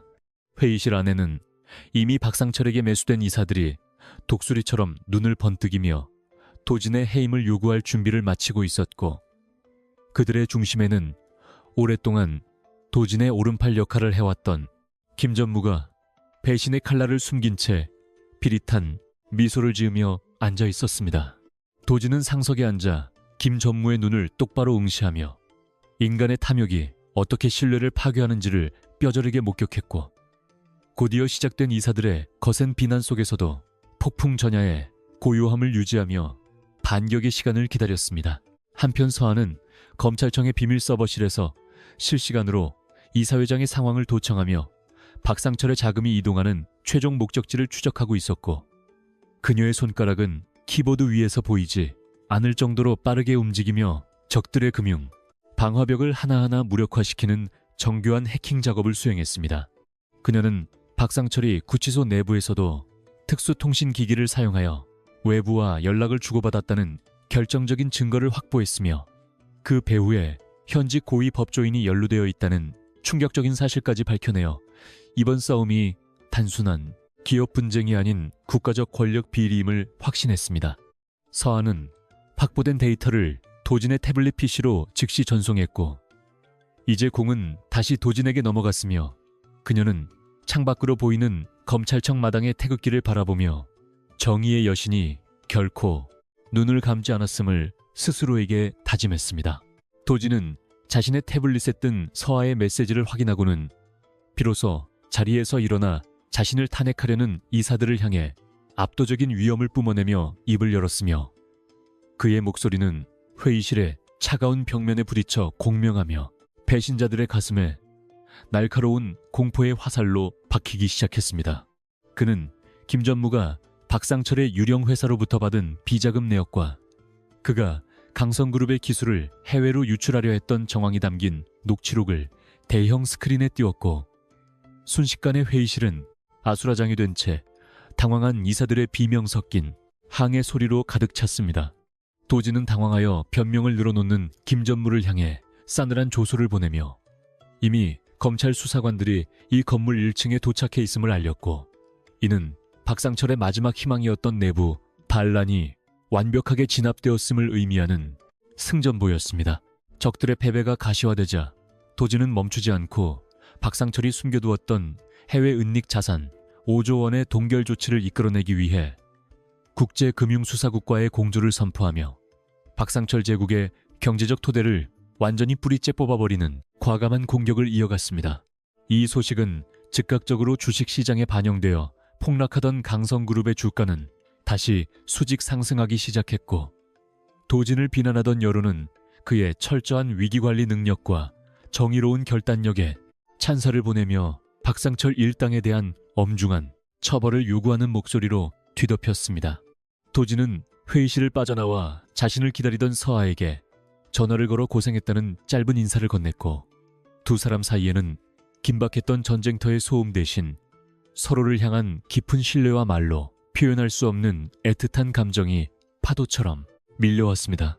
구치소 안에서 승전보를 기다리던 박상철은 자신의 계획이 수포로 돌아갔을 뿐만 아니라 평생 모은 재산까지 모두 몰수될 위기에 처했다는 소식을 듣고는 이성을 잃고 교도관들에게 고함을 지르며 발악했지만 이미 그를 보호해주던 권력의 우산은 찢어진 지 오래였습니다. 그는 자신이 그토록 무시했던 포장마차 여자인 서아와 애송이 재벌이라 치부했던 도진에게 처절하게 짓밟혔다는 사실에 극심한 열등감과 분노를 느꼈으며 어둠 속에서 스스로의 목을 죄어오는 공포를 마주하며 뒤늦은 후회를 했으나 때는 이미 늦어버렸습니다. 박상철의 몰락은 탐욕의 눈먼 자들이 맞이하게 될 당연한 인과응보였으며 그의 추락은 사회 전반에 퍼져 있던 부패한 카르텔에 강력한 경종을 울리는 사건이 되어 연일 뉴스에 매드라인을 장식하며 대중의 관심을 한몸에 받았습니다. 도진과 서아는 이제 공식적인 복수극의 중반부를 지나 적들의 숨은 우두머리들이 모이는 비밀 회합의 장소로 시선을 돌렸는데 그곳은 상류층 중에서도 오직 선택받은 소수만이 출입할 수 있는 폐쇄적인 사교 클럽으로 박상철의 실질적인 전주들이 모여있는 곳이었습니다. 도진은 그곳에 잠입하기 위해 자신의 모든 인맥을 동원하여 특별 초청장을 확보했고 서아는 그가 위험한 장소에 혼자 가는 것을 만류하려 했으나 도진은 이번 기회에 모든 악에 뿌리를 도려내지 않으면 서아의 안전을 영원히 보장할 수 없다고 판단했습니다. 서아는 결국 도진의 의지를 꺾지 못하고 대신 자신이 외부에서 기술적 지원과 퇴로 확보를 전담하기로 약속하며 도진의 옷깃에 초소형 도청기와 위치 추적기를 정교하게 매달아 그의 안전을 기원하는 간절한 마음을 담았습니다. 작전 당일 도진은 검은색 턱시도를 차려입고 차가운 눈빛으로 거울을 응시하며 자신의 인생에서 가장 위험하지만 가장 가치 있는 싸움이 될 것임을 직감했고 그가 탄 차는 서울 근교의 숲속 깊은 곳에 위치한 비밀 클럽의 정문을 통과하며 어둠 속으로 스며들었습니다. 클럽 내부는 겉모습과는 달리 화려함의 극치를 달리고 있었으나 그곳에 모인 사람들의 얼굴에는 타인의 고혈을 짜내어 부를 축적한 자들, 특유의 비열함과 오만함이 가득 차 있어 도진은 다시 한번 역겨움을 느꼈습니다. 그는 와인잔을 가볍게 흔들며 적들의 대화를 경청했고 서아는 귀에 들리는 도청 신호를 바탕으로 그들의 자금 세탁 경로를 지도 위에 실시간으로 그려나가며 박상철 제국의 심장부를 타격할 최종 좌표를 설정하는 데 집중했습니다. 회합의 주체자인 원로 정치인은 도진의 등장을 경계하면서도 그의 자금력을 탐내어 은근슬쩍 협력을 제안해왔고 도지는 미끼를 던지듯 그에게 거액의 정치 자금 세탁 방안을 제시하며 상대방의 탐욕을 극대화시켜 스스로 범죄 사실을 실토하게 만드는 고도의 화술을 구사했습니다. 도진의 완벽한 연기에 속아 넘어간 원로들은 자신들의 치부를 하나둘씩 드러내기 시작했고 서하의 노트북에는 그들의 자백이 담긴 녹음 파일들이 고스란히 저장되며 박상철, 사태를 넘어선 거대 권력형 비리의 판도라 상자가 마침내 활짝 열리게 되었습니다. 도진은 적당한 시점에 자리를 뜨려 했으나 눈치 빠른 보안 요원들이 그의 거동을 수상히 여겨 출입구를 봉쇄하며 긴장감을 고조시켰고 도진은 주머니 속에 손을 넣어 서하에게 전송할 비상신호 버튼을 짧게 2번 눌렀습니다. 서하는 비상신호를 받자마자 미리 대기시켜두었던 특공 무술팀과 검찰 수사관들에게 현장 급습 명령을 내렸고 동시에 클럽 내부의 전력 시스템을 해킹하여 모든 조명을 차단함으로써 도진이 몸을 숨길 수 있는 시간을 벌어주는 기지를 발휘했습니다. 어둠 속에서 당황한 악인들의 비명소리가 들려오는 가운데 도진은 미리 익혀둔 구조를 따라 신속하게 비상구로 향했고 서하의 음성 가이드에 따라 적들의 추격을 따돌리며 숲속을 가로질러 기다리고 있던 탈출 차량에 탑승하는 데 성공했습니다. 뒤이어 도착한 경찰차들의 사이렌 소리가 고요한 숲속을 가득 메우며 도망치려던 부패한 권력자들을 하나씩 체포하기 시작했고 도진은 거친 숨을 몰아쉬며 서하가 있는 안전, 가옥을 향해 차를 몰아 밤의 정적을 가르며 승리의 질주를 이어갔습니다. 안전 가옥에 도착한 도진을 맞이한 서하는 그의 다친 곳이 없는지를 꼼꼼히 살피며 안도의 눈물을 흘렸고 도진은 그런 그녀를 강하게 끌어안으며 마침내 우리가 모든 진실을 손에 넣었다고 나지막하게 속삭이며 그녀의 이마에 안도의 입맞춤을 남겼습니다. 두 사람은 밤을 지새우며 확보된 증거물들을 법리적으로 검토하고 내일 아침 대국민 브리핑에서 발표할 내용을 정리하며 정의가 승리하는 순간을 상상했고 그들의 피곤한 기색 뒤에는 세상을 바꾸었다는 자부심과 서로에 대한 깊은 사랑이 꽃을 피우고 있었습니다. 새벽녘의 차가운 공기는 두 사람의 결의를 더욱 단단하게 만들었으며 이제는 박상철이라는 개인을 넘어 그를 괴물로 만들었던 부조리한 시스템 자체를 무너뜨리기 위한 마지막 일격을 준비하며 창밖으로 떠오르는 태양을 비장한 각오로 맞이했습니다. 다음 날 아침 대한민국 전역은 도진과 서하가 공개한 비밀클럽의 실태와 권력자들의 유착관계에 대한 뉴스로 큰 충격에 빠졌으며 국민들은 분노를 넘어선 경악을 금치 못하며 철저한 진상규명과 책임자 처벌을 강력하게 요구하는 촛불을 들기 시작했습니다.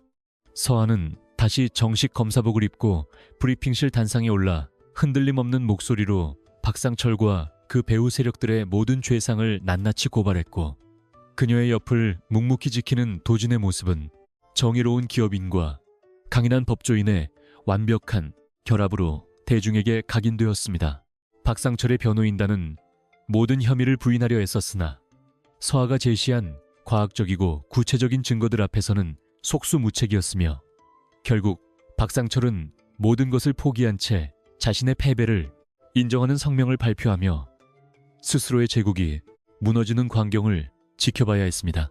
폭풍 같은 시간이 지나고 두 사람은 다시금 평온을 찾기 위해 노력했으나 여전히 남아있는 잔당들의 위협으로부터 자유로울 수 없었기에 도진은 서하를 위해 자신의 저택 지하에 최첨단 보안시설을 갖춘 집무실을 마련해주며 그녀가 안전하게 수사를 마무리할 수 있도록 지원했습니다. 서하는 도진의 배려에 감사하면서도 그가 자신 때문에 너무 많은 희생을 치르고 있는 것은 아닌지 걱정하며 밤늦게까지 자료를 검토하는 도진의 곁에서 따뜻한 커피를 내어주며 소소한 일상의 행복을 나누었습니다. 두 사람은 비록 신분과 환경은 달랐지만 정의를 향한 같은 꿈을 꾸고 있었기에 서로의 존재만으로도 세상의 그 어떤 시련도 이겨낼 수 있는 용기를 얻었으며 그들의 사랑은 시련의 불길 속에서 더욱 순수하고 단단하게 재련되어 가고 있었습니다. 작전의 마무리 단계에서 도진은 박상철의 남은 자산들을 공익재단으로 환원하는 절차를 밟아 피해 상인들과 억울한 희생자들에게 실질적인 보상이 이루어지도록 조치함으로써 기업의 사회적 책임을 다하는 본보기를 보였고, 이는 대중으로부터 엄청난 신뢰와 지지를 얻었습니다. 서아 또한 검찰 내부의 개혁을 주도하며 실력 있는 후배들을 중용하고 정치적 외압으로부터 독립적인 수사 환경을 구축하는 데 앞장섰으며, 그녀의 강직한 성품은 후배 검사들에게 큰 귀감이 되어 대한민국 법조계에 새로운 바람을 불러일으켰습니다. 하지만 그들은 아직 방심하지 않았는데, 박상철의 가장 친한 친구이자 해외에 거주하며 자금을 관리해온 또 다른 거물이 귀국했다는 첩보를 입수했기 때문이었으며, 이는 두 사람에게 닥칠 마지막이자 가장 거대한 시련의 전조가 되었습니다. 새롭게 등장한 인물인 제임스 리는 박상철과는 비교도 할 수 없는 막강한 글로벌 금융인맥과 합법을 가장한 치밀한 공격 수단을 보유하고 있었으며, 그는 자신의 파트너인 박상철을 몰락시킨 도진과 서아를 향해 소리 없는 전쟁을 선포하며 강성그룹의 해외 채권을 대량으로 매집하기 시작했습니다. 도진은 국제금융시장에서의 이 이례적인 움직임을 즉시 포착하고 대응책을 마련하려 했으나, 제임스 리의 공격은 워낙 정교하고 빨라서 강성그룹의 해외 지사들이 차례로 자금난에 봉착하는 위기 상황에 직면하게 되었습니다. 서아는 제임스 리의 과거 행적을 추적하던 중 그가 예전에 저질렀던 국제적인 금융사기 사건의 실마리를 찾아냈고, 이를 바탕으로 국제형사경찰기구인 인터폴과의 공조수사를 제안하며 도진에게 다시 한번 반격의 실마리를 제공했습니다. 제임스 리는 도진에게 직접 전화를 걸어 서아를 내놓으면 강성그룹에 대한 공격을 멈추겠다는 비열한 거래를 제안했으나, 도진은 단 한순간의 망설임도 없이 그 제안을 거절하며 서아는 자신의 목숨보다 소중한 사람임을 명확히 밝히고 전화를 끊어버리는 기계를 보여주었습니다. 그는 서아를 안전한 곳으로 피신시키려 했으나, 서아는 도망치는 것은 자신의 스타일이 아니라며 오히려 제임스 리를 유인하여 한꺼번에 일망타진할 대담한 미끼 작전을 구상했고, 도진은 그녀의 용기에 감동하며 이번에도 그녀의 뜻에 따라 최후의 결전을 준비하기로 마음먹었습니다.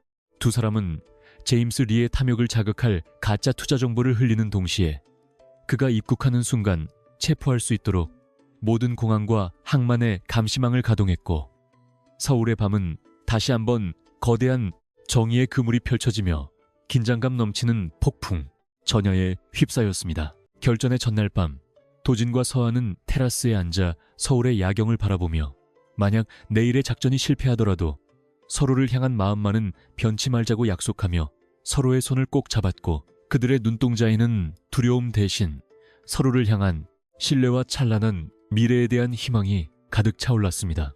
도진은 서아에게 작고 정교한 목걸이를 걸어주며 이것이 그녀를 지켜주는 부적이 되길 바란다고 말했고, 서아는 그 목걸이를 만지며 반드시 살아서 도진의 곁으로 돌아오겠노라 다짐하며 그의 가슴에 조용히 머리를 기대어 마지막 안식을 취했습니다.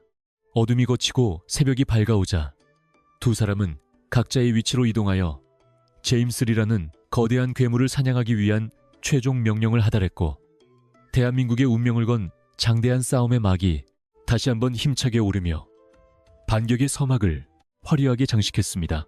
제임스 리는 자신의 승리를 확신하며 전용기를 타고 인천국제공항에 도착했으나, 그를 기다리고 있었던 것은 도진의 비서가 아닌 서아가 이끄는 무장수사관들과 도진이 미리 배치해둔 국제 언론사들의 카메라 군단이었으며, 그는 자신의 모든 계획이 이미 읽혔다는 사실에 경악하며 도주하려 했으나 퇴로는 이미 완벽하게 차단된 뒤였습니다. 도진은 공항 라운지에서 제임스 리가 수갑을 차는 모습을 지켜보며 차가운 미소를 지었고, 서아는 당당하게 제임스 리 앞으로 다가가 당신의 제국은 여기서 끝이라며 미란다 원칙을 고지하는 위험 있는 모습을 보여주어 지켜보던 사람들의 박수갈채를 받았습니다.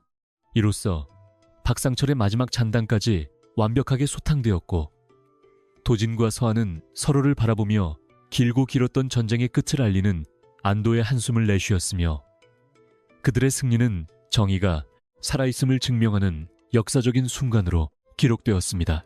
승리의 여운이 가시기도 전에 도지는 서아를 데리고 그들이 처음 만났던 그 낡은 포장마차 거리를 찾았으며, 비록 가게는 사라졌지만 그곳에서 시작된 인연이 세상을 바꾸는 큰 물줄기가 되었음을 회상하며 두 사람은 서로의 손을 더욱 단단히 잡고 새로운 삶의 시작을 축복했습니다. 도지는 이제 기업의 이익을 넘어 사회의 어두운 곳을 밝히는 등불이 되겠다고 약속했고, 서아 또한 법의 테두리 안에서 소외된 자들을 지키는 진정한 검사의 길을 걷겠다고 다짐하며 두 사람의 앞날에 펼쳐진 찬란한 빗줄기를 향해 당당하게 걸어갔습니다. 그들의 사랑은 단순한 연애를 넘어 서로의 영혼을 치유하고 세상을 정화시키는 숭고한 힘으로 남았으며, 이 이야기는 끝이 아닌 정의로운 사람들의 새로운 전설로 대한민국 역사에 깊게 새겨지며 아름다운 마무리를 향해 나아갔습니다. 서울의 밤을 화려하게 수놓는 반포의 한 특급 호텔 연회장은 박상철이 야심차게 기획한 자선 갈라쇼의 열기로 가득 차 있었으며, 그는 자신의 승리를 확신하는 듯 거만한 미소를 지으며 귀빈들을 맞이하고 있었습니다. 수많은 정계 인사들과 재계의 거물들이 그의 주변에 모여 아부를 떨고 있었고, 박상철은 마치 자신이 이 나라의 진정한 주인이라도 된 양 거들먹거리며 비싼 샴페인을 들이켰고, 도진의 파멸이 멀지 않았음을 확신하며 오만한 웃음을 흘렸습니다. 연회장 곳곳에 배치된 대형 스크린에는 그의 가식적인 사회공헌 활동 영상들이 상영되고 있었고, 사람들은 그 추악한 이면을 알지 못한 채 박수를 보내며 그의 위선적인 연극에 동조하고 있었으며, 공기는 탐욕과 기만으로 가득 차 숨이 막힐 지경이었습니다.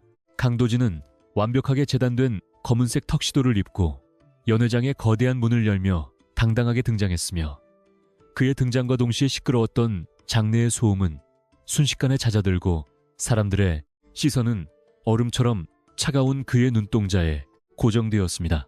도진의 뒤로는 수십 명의 수행비서들이 아닌 단 한 명의 여인이 따르고 있었는데, 그녀는 과거의 초라한 포장마차 주인이 아닌 눈부시게 아름다운 이브닝 드레스를 입고 지적인 우아함을 뿜어내는 윤서아 검사였기에 좌중은 경악을 금치 못했습니다. 박상철은 죽은 줄로만 알았던 서아가 도진의 곁에서 살아 돌아온 것을 보고 들고 있던 와인잔을 바닥에 떨어뜨려 산산조각을 냈으며, 그의 얼굴은 순식간에 창백하게 질려 경련을 일으키기 시작했고, 연회장은 폭풍 전야에 고요함에 휩싸였습니다. 서아는 단상 위로 성큼성큼 걸어 올라가 마이크를 잡았고, 그녀의 목소리는 연회장 전체에 울려 퍼지며 박상철의 추악한 범죄 행각을 낱낱이 고발하기 시작했는데, 그녀의 눈빛은 정의의 여신처럼 서슬퍼런 광채를 내뿜고 있었습니다. 그녀는 박상철이 지난 5년 동안 저질렀던 뇌물수수와 정관계 로비, 그리고 자신을 살해하려 했던 증거들을 대형 스크린에 하나씩 띄우기 시작했고, 현장에 모인 기자들의 카메라, 플래시는 마치 번개처럼 쉼없이 터져나오며 현장의 긴장감을 최고조로 끌어올렸습니다. 박상철은 경호원들을 불러 그녀를 끌어내리려 했으나 이미 도진이 미리 포섭한 특수요원들이 연회장의 모든 출입구를 봉쇄하고 박상철의 하수인들을 조용히 제압하고 있었기에 그는 도간에 든 쥐 신세가 되었습니다.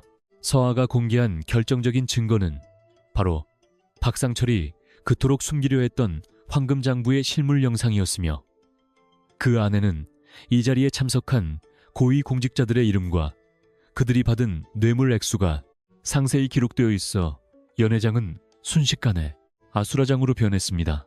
당황한 정치인들은 얼굴을 가리며 도망치려 했으나 이미 서아의 지휘 아래 대기하고 있던 검찰 수사관들이 들이닥쳐 그들의 앞길을 막아세웠고, 대한민국 상류층의 민낯이 전 국민에게 생중계되는 역사적인 순간이 펼쳐지고 있었습니다. 도진은 단상 아래에서 서아를 묵묵히 지켜보며 그녀가 흘렸던 고통의 눈물이 이제는 승리의 영광으로 바뀌는 과정을 흐뭇하게 바라보았고, 그의 치밀한 전략은 박상철의 제국을 밑바닥부터 무너뜨리는데 완벽하게 성공하며 통쾌한 복수를 완성해 나갔습니다. 박상철은 이성을 잃고 단상으로 뛰어들어 서아의 목을 조르려 했으나 도진이 번개 같은 속도로 차단하며 그의 팔을 뒤로 꺾어 바닥에 처박았고, 도진의 차가운 목소리는 박상철의 귀에 대고 이제 네가 지은 죄값을 치를 시간이라며 엄중한 심판의 메시지를 던졌습니다. 바닥에 짓눌린 박상철은 분노와 공포로 눈이 뒤집힌 채 소리를 질렀지만 이미 그를 도와줄 사람은 아무도 없었으며, 그가 믿었던 권력의 카르텔은 자신들의 안위만을 챙기기에 바빠 그를 철저히 외면하는 비정한 현실을 마주해야 했습니다. 서아는 바닥에 쓰러진 그를 내려다보며 5년 전 자신에게 누명을 씌웠던 그날을 기억하느냐고 물었고, 박상철은 대답 대신 비릿한 침을 내뱉으며 마지막까지 자신의 잘못을 인정하지 않는 추악한 오만함을 끝까지 버리지 않았습니다. 수사관들이 박상철의 손목에 수갑을 채우는 순간 연회장에 모인 사람들은 일제히 숨을 죽였고, 서아는 비로소 긴장의 끈을 놓으며 도진의 눈을 마주 보았는데, 두 사람의 시선 속에는 그동안 겪었던 수많은 시련과 아픔이 녹아내리는 깊은 연민과 신뢰가 가득 차 있었습니다. 박상철이 끌려나가는 뒷모습, 위로 화려했던 연회장의 조명들이 하나둘씩 꺼지기 시작했고, 위선으로 가득 찼던 자선 갈라쇼는 대한민국의 정의가 다시 살아있음을 알리는 거대한 심판의 장으로 변모하며 막을 내렸습니다. 도진은 서아의 어깨를 감싸 안으며 밖으로 향했고, 호텔 정문 앞에는 수많은 시민이 모여 정의를 구현한 서아의 이름을 연호하며 박수를 보냈으며, 그녀의 명예는 5년 만에 비로소 완벽하게 회복되는 감동적인 장면이 연출되었습니다. 그날 밤 도진과 서아는 다시 그들이 처음 만났던 포장마차 거리를 찾았으며, 비록 가게는 철거되어 빈터만 남았지만 그곳은 두 사람이 운명적으로 재회하고 새로운 희망을 꿈꾸게 했던 소중한 시작점이었기에 두 사람은 서로의 손을 꼭 잡고 미래를 약속했습니다. 서아는 이제 검사로서의 사명을 다하기 위해 남은 수사들을 마무리하겠다고 다짐했고, 도진은 그녀가 가는 길에 그 어떤 장애물도 없도록 자신의 모든 역량을 동원해 돕겠다고 약속하며 밤하늘의 별빛 아래서 조용한 축배를 들었습니다. 박상철의 몰락은 단순히 한 개인의 파멸이 아니라 부패한 권력의 고리를 끊어내는 거대한 시작이었으며, 도진과 서아는 이제 더 이상 어둠 속에 숨지 않고 당당하게 빛의 세계로 나아가 세상을 밝히는 진정한 지도자로 거듭날 준비를 마쳤습니다. 다음 날 아침 모든 신문의 일면은 박상철의 체포와 윤수아 검사의 귀환 소식으로 도배되었으며, 국민들은 이 영화 같은 반전 드라마에 열광하며 부패 척결에 대한 강한 열망을 표출했고, 이는 곧 대규모 사정 정국으로 이어져 사회 전반에 정화작용을 일으켰습니다. 도진은 강성그룹의 경영 쇄신안을 발표하며 투명한 경영과 사회적 책임을 강조하는 새로운 기업 문화를 선포했고, 그의 지지율은 역대 최고치를 기록하며 차세대 리더로서의 입지를 굳건히 다지는 계기가 되었습니다. 서아는 검찰 특별수사팀의 수장이 되어 박상철에게 뇌물을 받은 정치인들과 기업인들을 하나씩 소환하며 법의 엄중함을 보여주었고, 그녀의 단호한 수사 의지는 권력 앞에 굴복하지 않는 진정한 공직자의 귀감이 되어 많은 후배 검사들에게 큰 희망과 용기를 주었습니다. 수사가 진행될수록 박상철의 범죄는 상상을 초월하는 수준임이 밝혀졌으며, 그는 구치소 안에서도 자신의 죄를 덮기 위해 자해를 시도하거나 거짓 진술을 일삼았으나, 서아가 확보한 철저한 증거들 앞에서는 모든 발악이 소용없는 짓이었으며 결국 그는 무기징역을 선고받게 되었습니다. 그는 법정에서 선고를 듣는 순간 자리에 주저앉아 통곡했으나 이미 그를 향한 동정의 시선은 어디에도 없었으며, 평생을 탐욕과 기만으로 쌓아올린 그의 바벨탑은 한순간에 무너져 내려 역사 속의 추악한 오점으로 남게 되었습니다. 도진은 법정 방청석에 앉아 서아가 승소하는 모습을 지켜보며 그녀의 강인한 영혼에 다시 한번 경의를 표했고, 재판이 끝난 후 법원 계단을 내려오는 그녀를 향해 꽃다발을 건네며 그녀의 새로운 출발을 진심으로 축하해 주었습니다. 두 사람은 이제 서로의 상처를 치유하는 시간을 가지며 평범한 연인들처럼 데이트를 즐기기 시작했고, 도지는 서아를 위해 바다가 보이는 조용한 별장을 마련하여 그녀가 지친 심신을 달랠 수 있도록 세심하게 배려했으며, 그곳에서 두 사람은 그동안 나누지 못했던 진심 어린 대화를 나누며 사랑을 키워갔습니다. 서아는 도진의 품 안에서 비로소 진정한 평화를 느꼈고, 도진은 그녀의 웃음소리를 들으며 자신이 왜 그토록 치열하게 살아왔는지에 대한 해답을 찾았으며, 두 사람의 인연은 시련을 거치며 더욱 단단해진 다이아몬드처럼 영롱하게 빛나기 시작했습니다. 하지만 그들에게는 아직 해결해야 할 마지막 과제가 남아있었는데, 그것은 바로 박상철의 자금줄을 관리하던 해외의 유령 단체들을 완전히 소탕하여 부패의 뿌리를 뽑아버리는 일이었으며, 두 사람은 다시 한번 전열을 가다듬고 최후의 작전을 준비했습니다. 도지는 자신의 글로벌 네트워크를 활용해 박상철의 은닉 자금들이 세탁되는 경로를 추적했고, 서아는 국제 형사 사법 공조를 통해 해외 거점들을 동시에 타격하는 치밀한 계획을 세웠으며, 두 사람의 공조는 국경을 넘어 전 세계적인 범죄 소탕 작전으로 확대되어 큰 성과를 거두었습니다. 이 과정에서 두 사람은 수많은 위협과 유혹을 받았으나 서로에 대한 굳건한 신뢰와 정의를 향한 흔들림 없는 의지로 모든 난관을 극복해냈으며, 마침내 박상철의 모든 범죄, 네트워크를 완벽하게 해체하는 쾌거를 이루어냈습니다. 대한민국은 이제 과거의 어두운 유산에서 벗어나 투명하고 공정한 사회로 나아가는 중요한 전환점을 맞이하게 되었고, 그 중심에는 강도진과 윤서아라는 두 영웅의 헌신적인 노력이 있었다는 사실을 국민들은 오랫동안 기억하며 칭송하게 되었습니다. 마지막 작전을 성공적으로 마친 후 두 사람은 처음 재회했던 그 장소에 새롭게 단장된 포장마차를 열어 시민들에게 무료로 음식을 대접하는 이벤트를 열었으며, 이는 권력의 정점에 섰던 이들이 대중과 소통하고 나눔을 실천하는 상징적인 행사가 되어 큰 화제를 모았습니다. 도지는 직접 앞치마를 두르고 어설픈 솜씨로 요리를 도왔고, 서아는 그런 그의 모습을 보며 환하게 웃으며 손님들에게 정성을 다해 음식을 건넸으며, 그 소박한 풍경은 세상에서 가장 아름답고 따뜻한 한 장면으로 사람들의 가슴 속에 깊이 각인되었습니다. 그들은 이제 부와 명예가 아닌 사람의 마음을 얻는 것이 진정한 성공임을 깨달았으며, 자신들의 사랑이 더 나은 세상을 만드는 선한 영향력이 되기를 희망하며 앞으로 펼쳐질 수많은 내일을 향해 서로의 손을 잡고 힘차게 걸어나갔습니다. 밤하늘 아래 조용히 흐르는 한강의 물결처럼 두 사람의 사랑도 평온하고 깊게 흘러갔으며, 그들이 겪었던 고통의 시간들은 이제 성장을 위한 밑거름이 되어 더욱 풍성한 결실을 맺게 되었고, 서아는 도진에게 고맙다는 말을 전하며 그의 가슴에 조용히 얼굴을 묻었습니다. 도진은 그녀의 머릿결을 어루만지며 평생 당신만을 사랑하고 지켜주겠노라 다시 한번 맹세했고, 두 사람의 약속은 차가운 밤 공기를 뚫고 온 세상에 퍼져나가 진실한 사랑과 정의의 승리를 선포하는 울림이 되었습니다.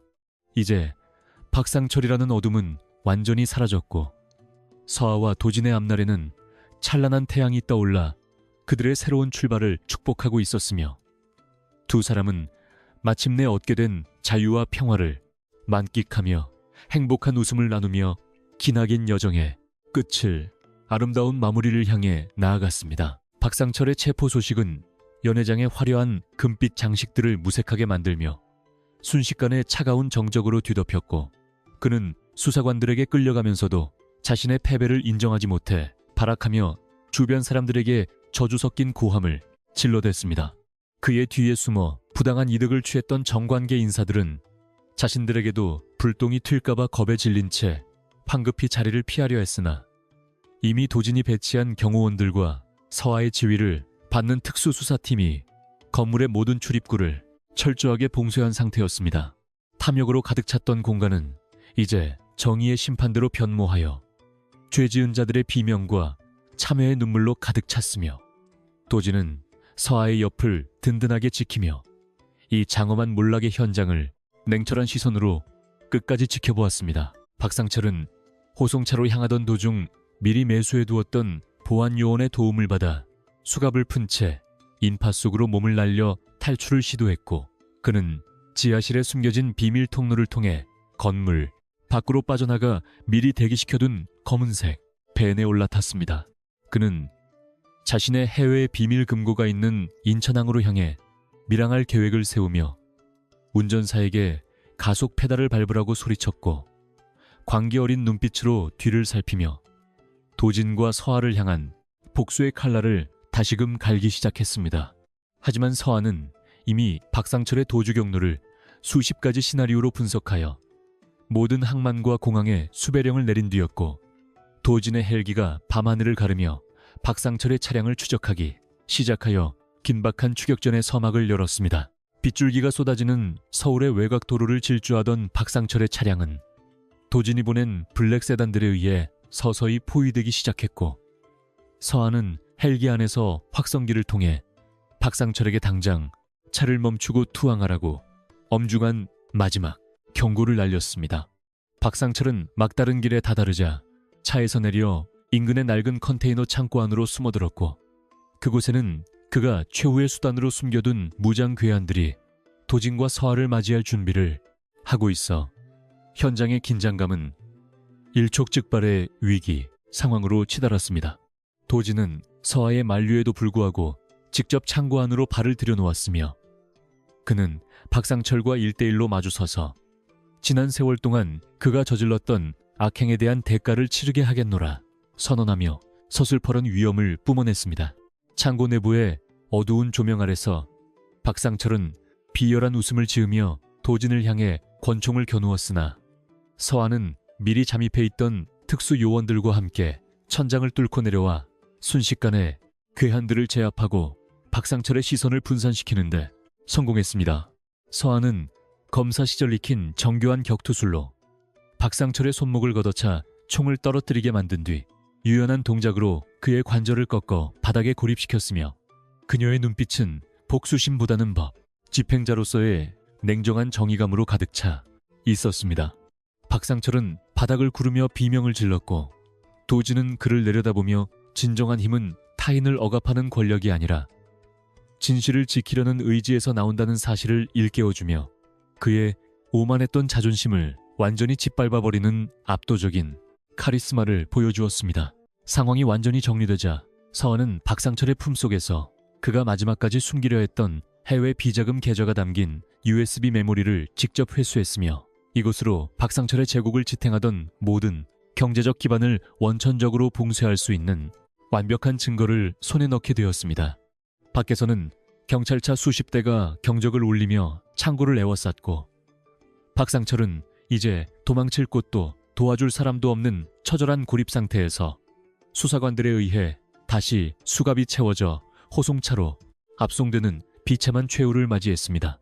도진은 빗속에서 서아의 어깨를 감싸 안으며 이제야 긴 터널을 빠져나온 기분이라고 말했고, 서아는 그의 가슴에 머리를 기대어 참아왔던 안도의 한숨을 내쉬며 두 사람의 기나긴 싸움이 마침내 정의의 승리로 끝났음을 실감했습니다. 박상철의 구속과 함께 그와 결탁했던 부패한 검찰 간부들과 정치가들도 줄줄이 소환되어 법의 심판대에 올랐으며, 대한민국 역사상 전무후무한 대규모 사정작업이 시작되어 사회의 어두운 구석구석을 맑게 정화하는 역사적인 흐름이 만들어졌습니다.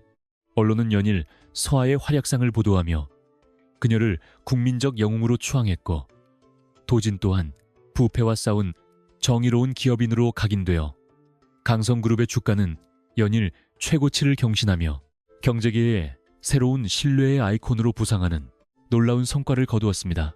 서아는 검찰청으로 복귀하여 자신의 명예를 되찾았을 뿐만 아니라 특별수사본부장으로 임명되어 남아있는 박상철의 잔당들을 처리하는 데 박차를 가하며 대한민국 법치주의의 기틀을 다시 세우는 데 전념했습니다. 수사 과정에서 서아는 박상철이 과거 도진의 가문까지 위협하려 했던 음모를 추가로 발견하고 이를 도진에게 알렸으며, 도진은 자신의 가족을 지키기 위해서라도 박상철의 처벌을 끝까지 관철시키겠다는 단호한 의지를 보여주었습니다.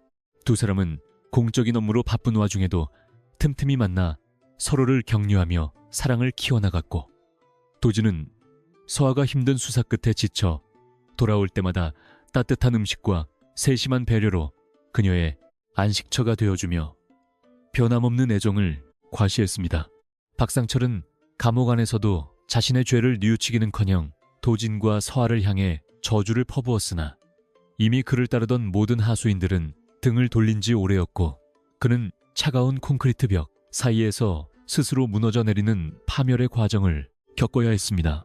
최종 재판이 열리던 날, 서아는 검사석에 앉아 박상철의 죄상을 하나하나 열거하며 법정 최고형인 사형을 구형했고, 방청석을 가득 메운 시민들은 그녀의 단호한 목소리에 박수를 보내며 정의가 구현되기를 간절히 바랐습니다. 판사는 박상철에게 사회와 영구히 격리될 필요가 있다며 무기징역을 선고하고 그의 전 재산을 몰수하는 판결을 내렸으며, 이는 부패한 권력자들에게 던지는 가장 강력한 경고이자 서아와 도진이 흘린 피땀에 대한 정당한 보상이었습니다.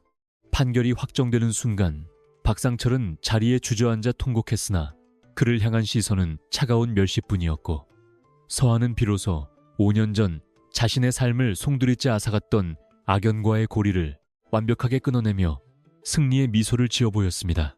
법원을 나서는 서아의 앞에는 수많은 취재진과 시민들이 꽃다발을 들고 기다리고 있었으며, 그녀는 겸허한 자세로 국민들에게 감사의 인사를 전하며 앞으로도 오직 진실만을 위해 싸우는 검사가 되겠노라, 다시 한번 공직자로서의 사명을 굳건히 다졌습니다. 도진은 군중 속에서 조용히 그녀를 지켜보다가 차문을 열어 그녀를 맞이했으며, 두 사람은 복잡한 도심을 벗어나 자신들이 처음 제외했던 그 낡은 포장마차 거리가 내려다 보이는 조용한 언덕으로 향해 짧은 휴식을 취했습니다. 그들은 이제 더 이상 숨지 않아도 되고 누군가를 두려워하지 않아도 되는 자유를 만끽하며 서로의 손을 꼭 잡았고, 노을 지는 서울의 풍경은 마치 두 사람의 찬란한 미래를 축복하듯 황금빛으로 물들어 장관을 이루었습니다. 도진은 그곳에서 서아에게 정식으로 청혼하며 평생을 그녀의 곁에서 버팀목이 되어주겠다고 맹세했고, 서아는 눈시울을 붉히며 그의 제안을 수락함으로써 두 사람의 사랑은 이제 완전한 결실을 맺게 되어 보는 이들의 가슴을 뭉클하게 만들었습니다. 두 사람의 약속은 차가운 바람을 타고 온 도시로 퍼져나가 정의로운 사람들이 승리할 수 있다는 희망의 메시지가 되었으며, 대한민국은 이제 박상철이라는 어두운 그림자를 걷어내고 밝고 투명한 새로운 시대를 맞이할 준비를 마쳤습니다. 서아는 도진의 어깨에 기대어 앞으로 다가올 수많은 도전과 시련도 그와 함께라면 충분히 극복할 수 있을 것이라는 확신을 얻었고, 두 사람의 앞날에는 더 이상 슬픔이 아닌 기쁨만이 가득할 것임을 예고하며 밤은 깊어갔습니다. 이후 서아는 박상철의 몰수된 재산을 활용하여 범죄 피해자들을 돕는 재단을 설립하는 데 앞장섰으며, 도진은 기업 차원에서 이 재단을 적극 후원하며 상생과 나눔의 가치를 실천하는 진정한 사회공헌 활동의 귀감을 보여주었습니다. 박상철의 잔당들은 서아의 철저한 추적 끝에 모두 검거되어 법의 심판을 받았으며, 대한민국은 이제 법 앞에 만인이 평등하다는 당연한 진리를 다시금 확인하며 건강한 사회로 나아가는 중요한 전환점을 성공적으로 통과하게 되었습니다. 도진과 서아의 이야기는 수많은 사람에게 감동을 주며 회자되었고, 그들이 겪었던 고난과 역경은 오히려 두 사람을 더욱 단단하게 묶어주는 사랑의 끈이 되어 영원히 변치 않는 다이아몬드처럼 빛나는 전설로 남게 되는 영광을 안았습니다.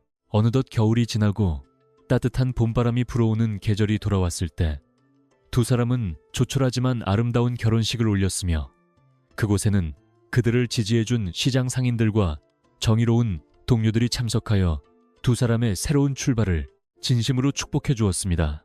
서아는 화려한 웨딩드레스 대신 단정한 정장을 입고 식장에 들어섰고, 도진은 세상에서 가장 행복한 남자의 미소를 지으며 그녀를 맞이했으며, 두 사람의 결합은 정의와 사랑이 하나가 되는 숭고한 화합의 장으로 기록되어 많은 이들의 귀감이 되었습니다. 결혼식 이후에도 그들은 자신의 자리에서 최선을 다하며 불의와 타협하지 않는 삶을 이어갔고, 박상철의 망령은 이제 대한민국 어디에서도 찾아볼 수 없는 과거의 유물이 되어 역사의 뒤안길로 영원히 사라지는 비참한 운명을 맞이했습니다. 도지는 강성그룹 내부에 윤리경영감찰기구를 신설하여 다시는 제2의 박상철이 나오지 않도록 감시체계를 강화했고, 서한은 검찰청 내부에서 후배들을 지도하며 권력의 외압으로부터 스스로를 지키는 법을 가르치는 훌륭한 멘토로서의 역할을 다했습니다. 그들이 보여준 용기와 희생은 사회 전반에 긍정적인 변화를 일으켰으며, 평범한 시민들도 자신의 자리에서 작은 정의를 실천하려는 움직임을 보이기 시작하여 대한민국은 더욱 정의롭고 따뜻한 공동체로 발전하는 소중한 발판을 마련하게 되었습니다. 밤이 되면 두 사람은 가끔 변장을 하고 예전의 그 포장마차 거리를 산책하며 자신들이 처음 만났던 그날의 설렘과 긴장감을 회상하곤 했으며, 그 추억은 언제나 그들이 초심을 잃지 않게 해주는 소중한 영혼의 자양분이 되어주었습니다.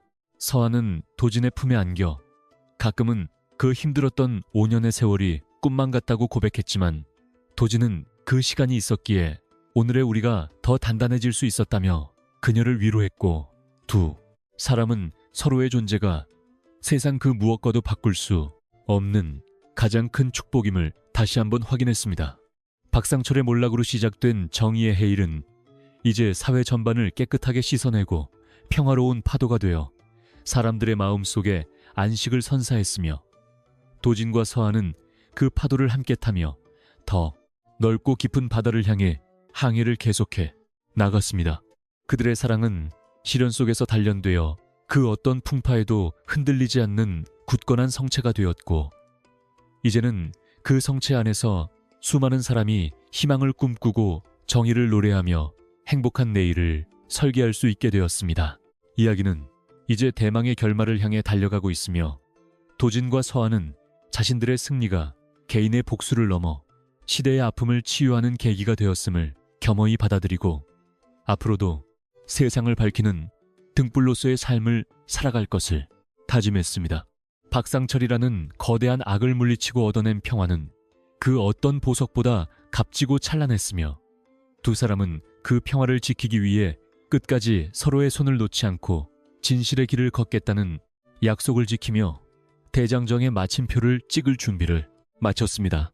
서울의 밤은 이제 더 이상 불안과 공포의 공간이 아닌 사랑과 희망이 가득한 따뜻한 요람이 되었고, 도진과 서한은 그 밤의 품 안에서 영원한 행복을 꿈꾸며 독자들에게 진정한 정의의 의미와 사랑의 가치를 전달하는 감동적인 마무리를 예고했습니다. 박상철과 그 일당들에 대한 대법원의 최종 유죄 판결이 내려진 지도 어느덧 수개월이 흘렀으며, 대한민국을 떠들썩하게 만들었던 거대 권력형 비리 사건은 서서히 역사의 한 페이지로 기록되어 가고 있었습니다.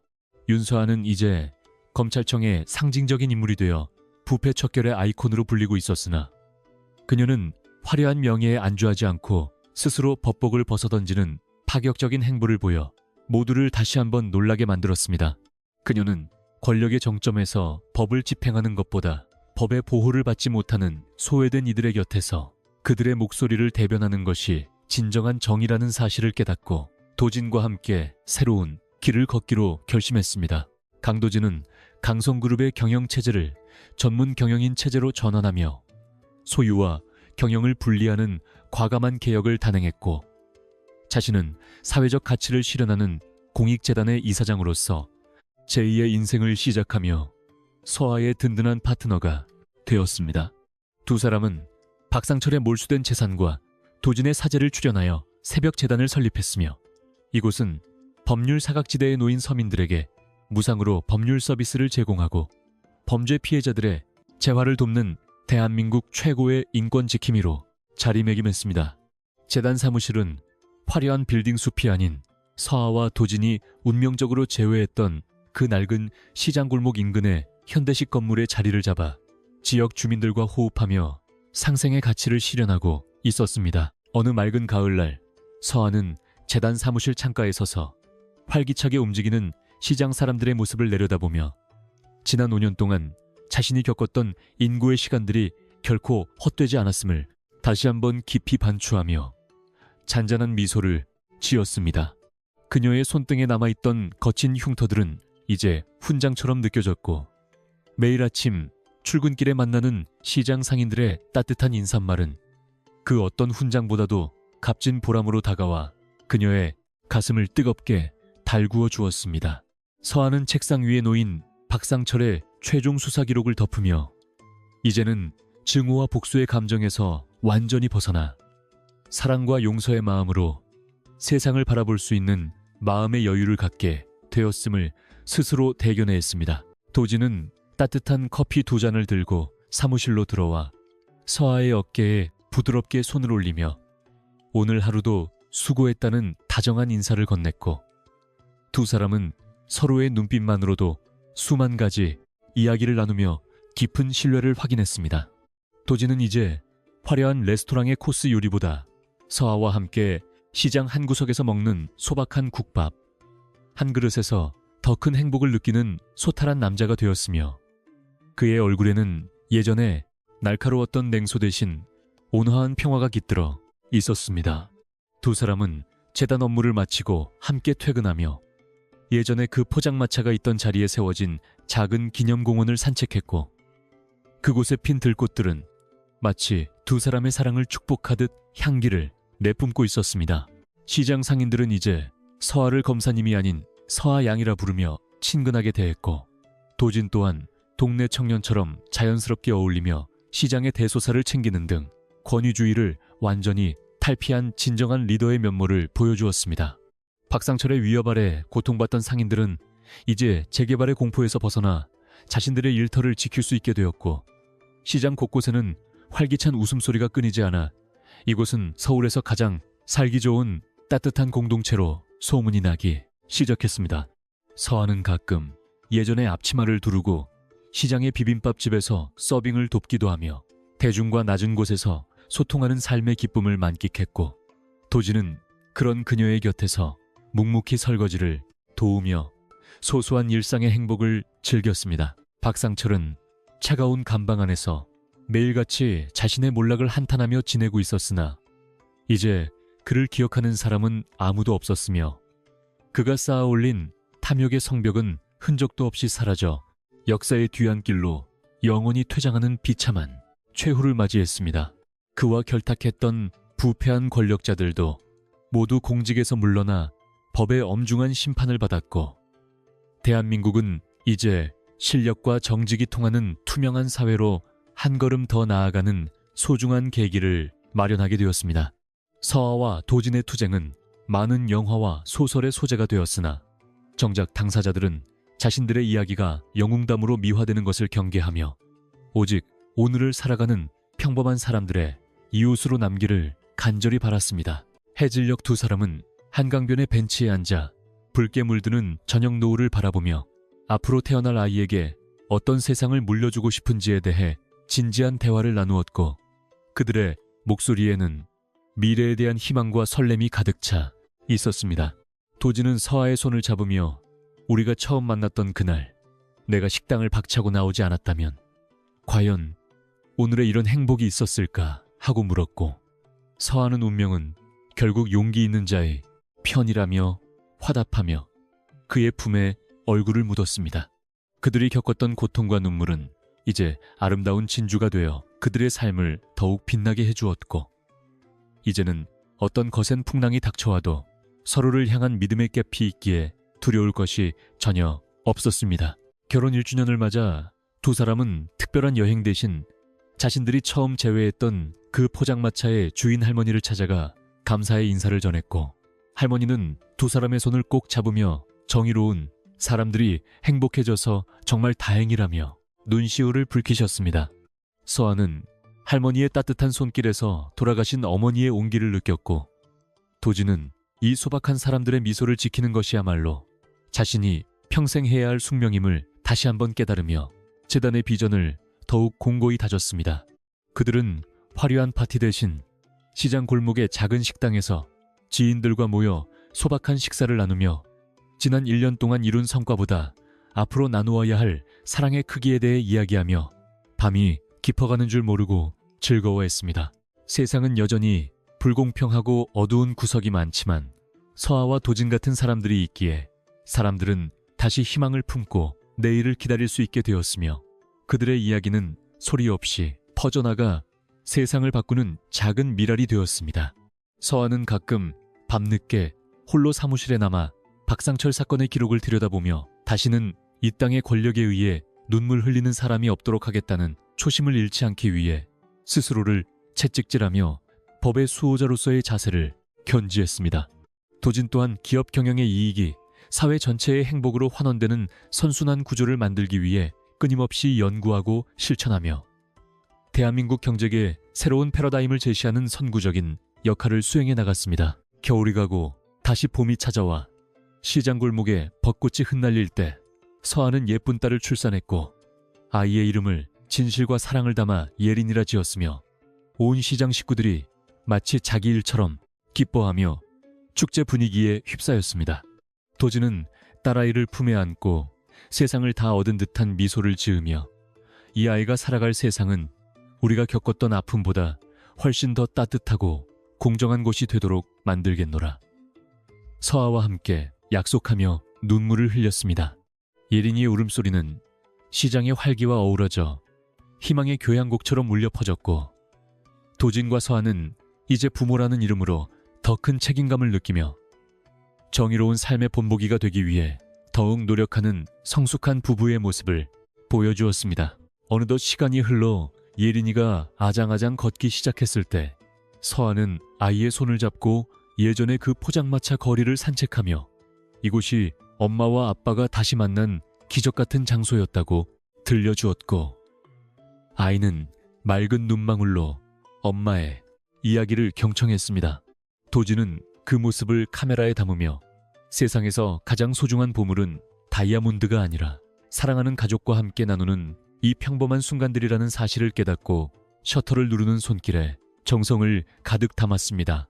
시장 상인들은 예린이를 위해 맛있는 간식을 내어주며 축복을 빌어주었고 서아와 도진은 이 따뜻한 이웃사촌들의 정을 느끼며 자신들이 선택한 이 길이 정답이었음을 다시 한번 확신하며 행복한 웃음을 터뜨렸습니다. 이야기의 끝은 또 다른 시작을 의미하며 서아와 도진의 삶은 이제 개인의 행복을 넘어 사회 전체의 정의를 세우는 거대한 물줄기가 되어 쉼없이 흐르고 있으며 그들의 발자취는 후대의 정의로운 청년들에게 커다란 이정표가 되었습니다.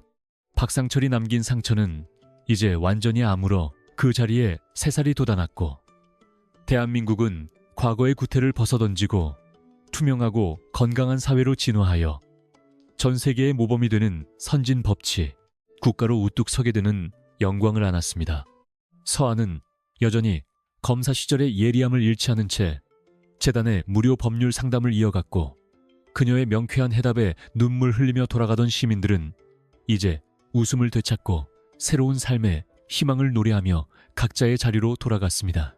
도진은 강성그룹의 회장이라는 직함보다 서아의 남편이자 예린이의 아빠라는 부드러운 수식어를 더 사랑하게 되었고 그의 삶은 사랑으로 가득 차 그 어떤 시련도 녹여버릴 수 있는 뜨거운 용광로처럼 단단하고 정열적인 에너지를 뿜어냈습니다.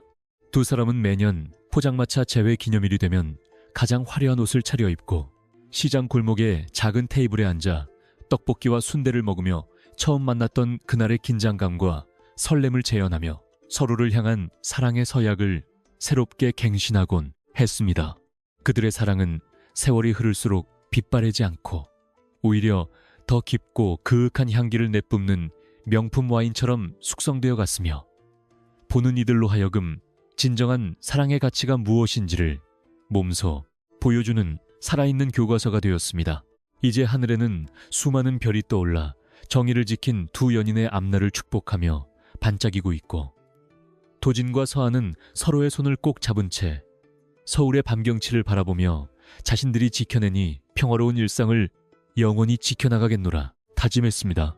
그들의 이야기는 여기서 마무리가 되지만 그들이 심어놓은 정의의 씨앗은 대한민국 곳곳에서 뿌리를 내리고 자라나 울창한 숲을 이룰 것이며 후대의 사람들은 이 숲의 그늘 아래서 자유와 평등을 마음껏 누리며 살아가게 될 것입니다. 마지막으로 서한은 도진의 어깨에 머리를 기대며 나지막하게 고맙다는 말을 전했고 도진은 그녀의 이마에 입을 맞추며 내가 더 고맙다고 속삭이며 두 사람의 영원한 행복을 약속하는 감동적인 마무리를 장식했습니다.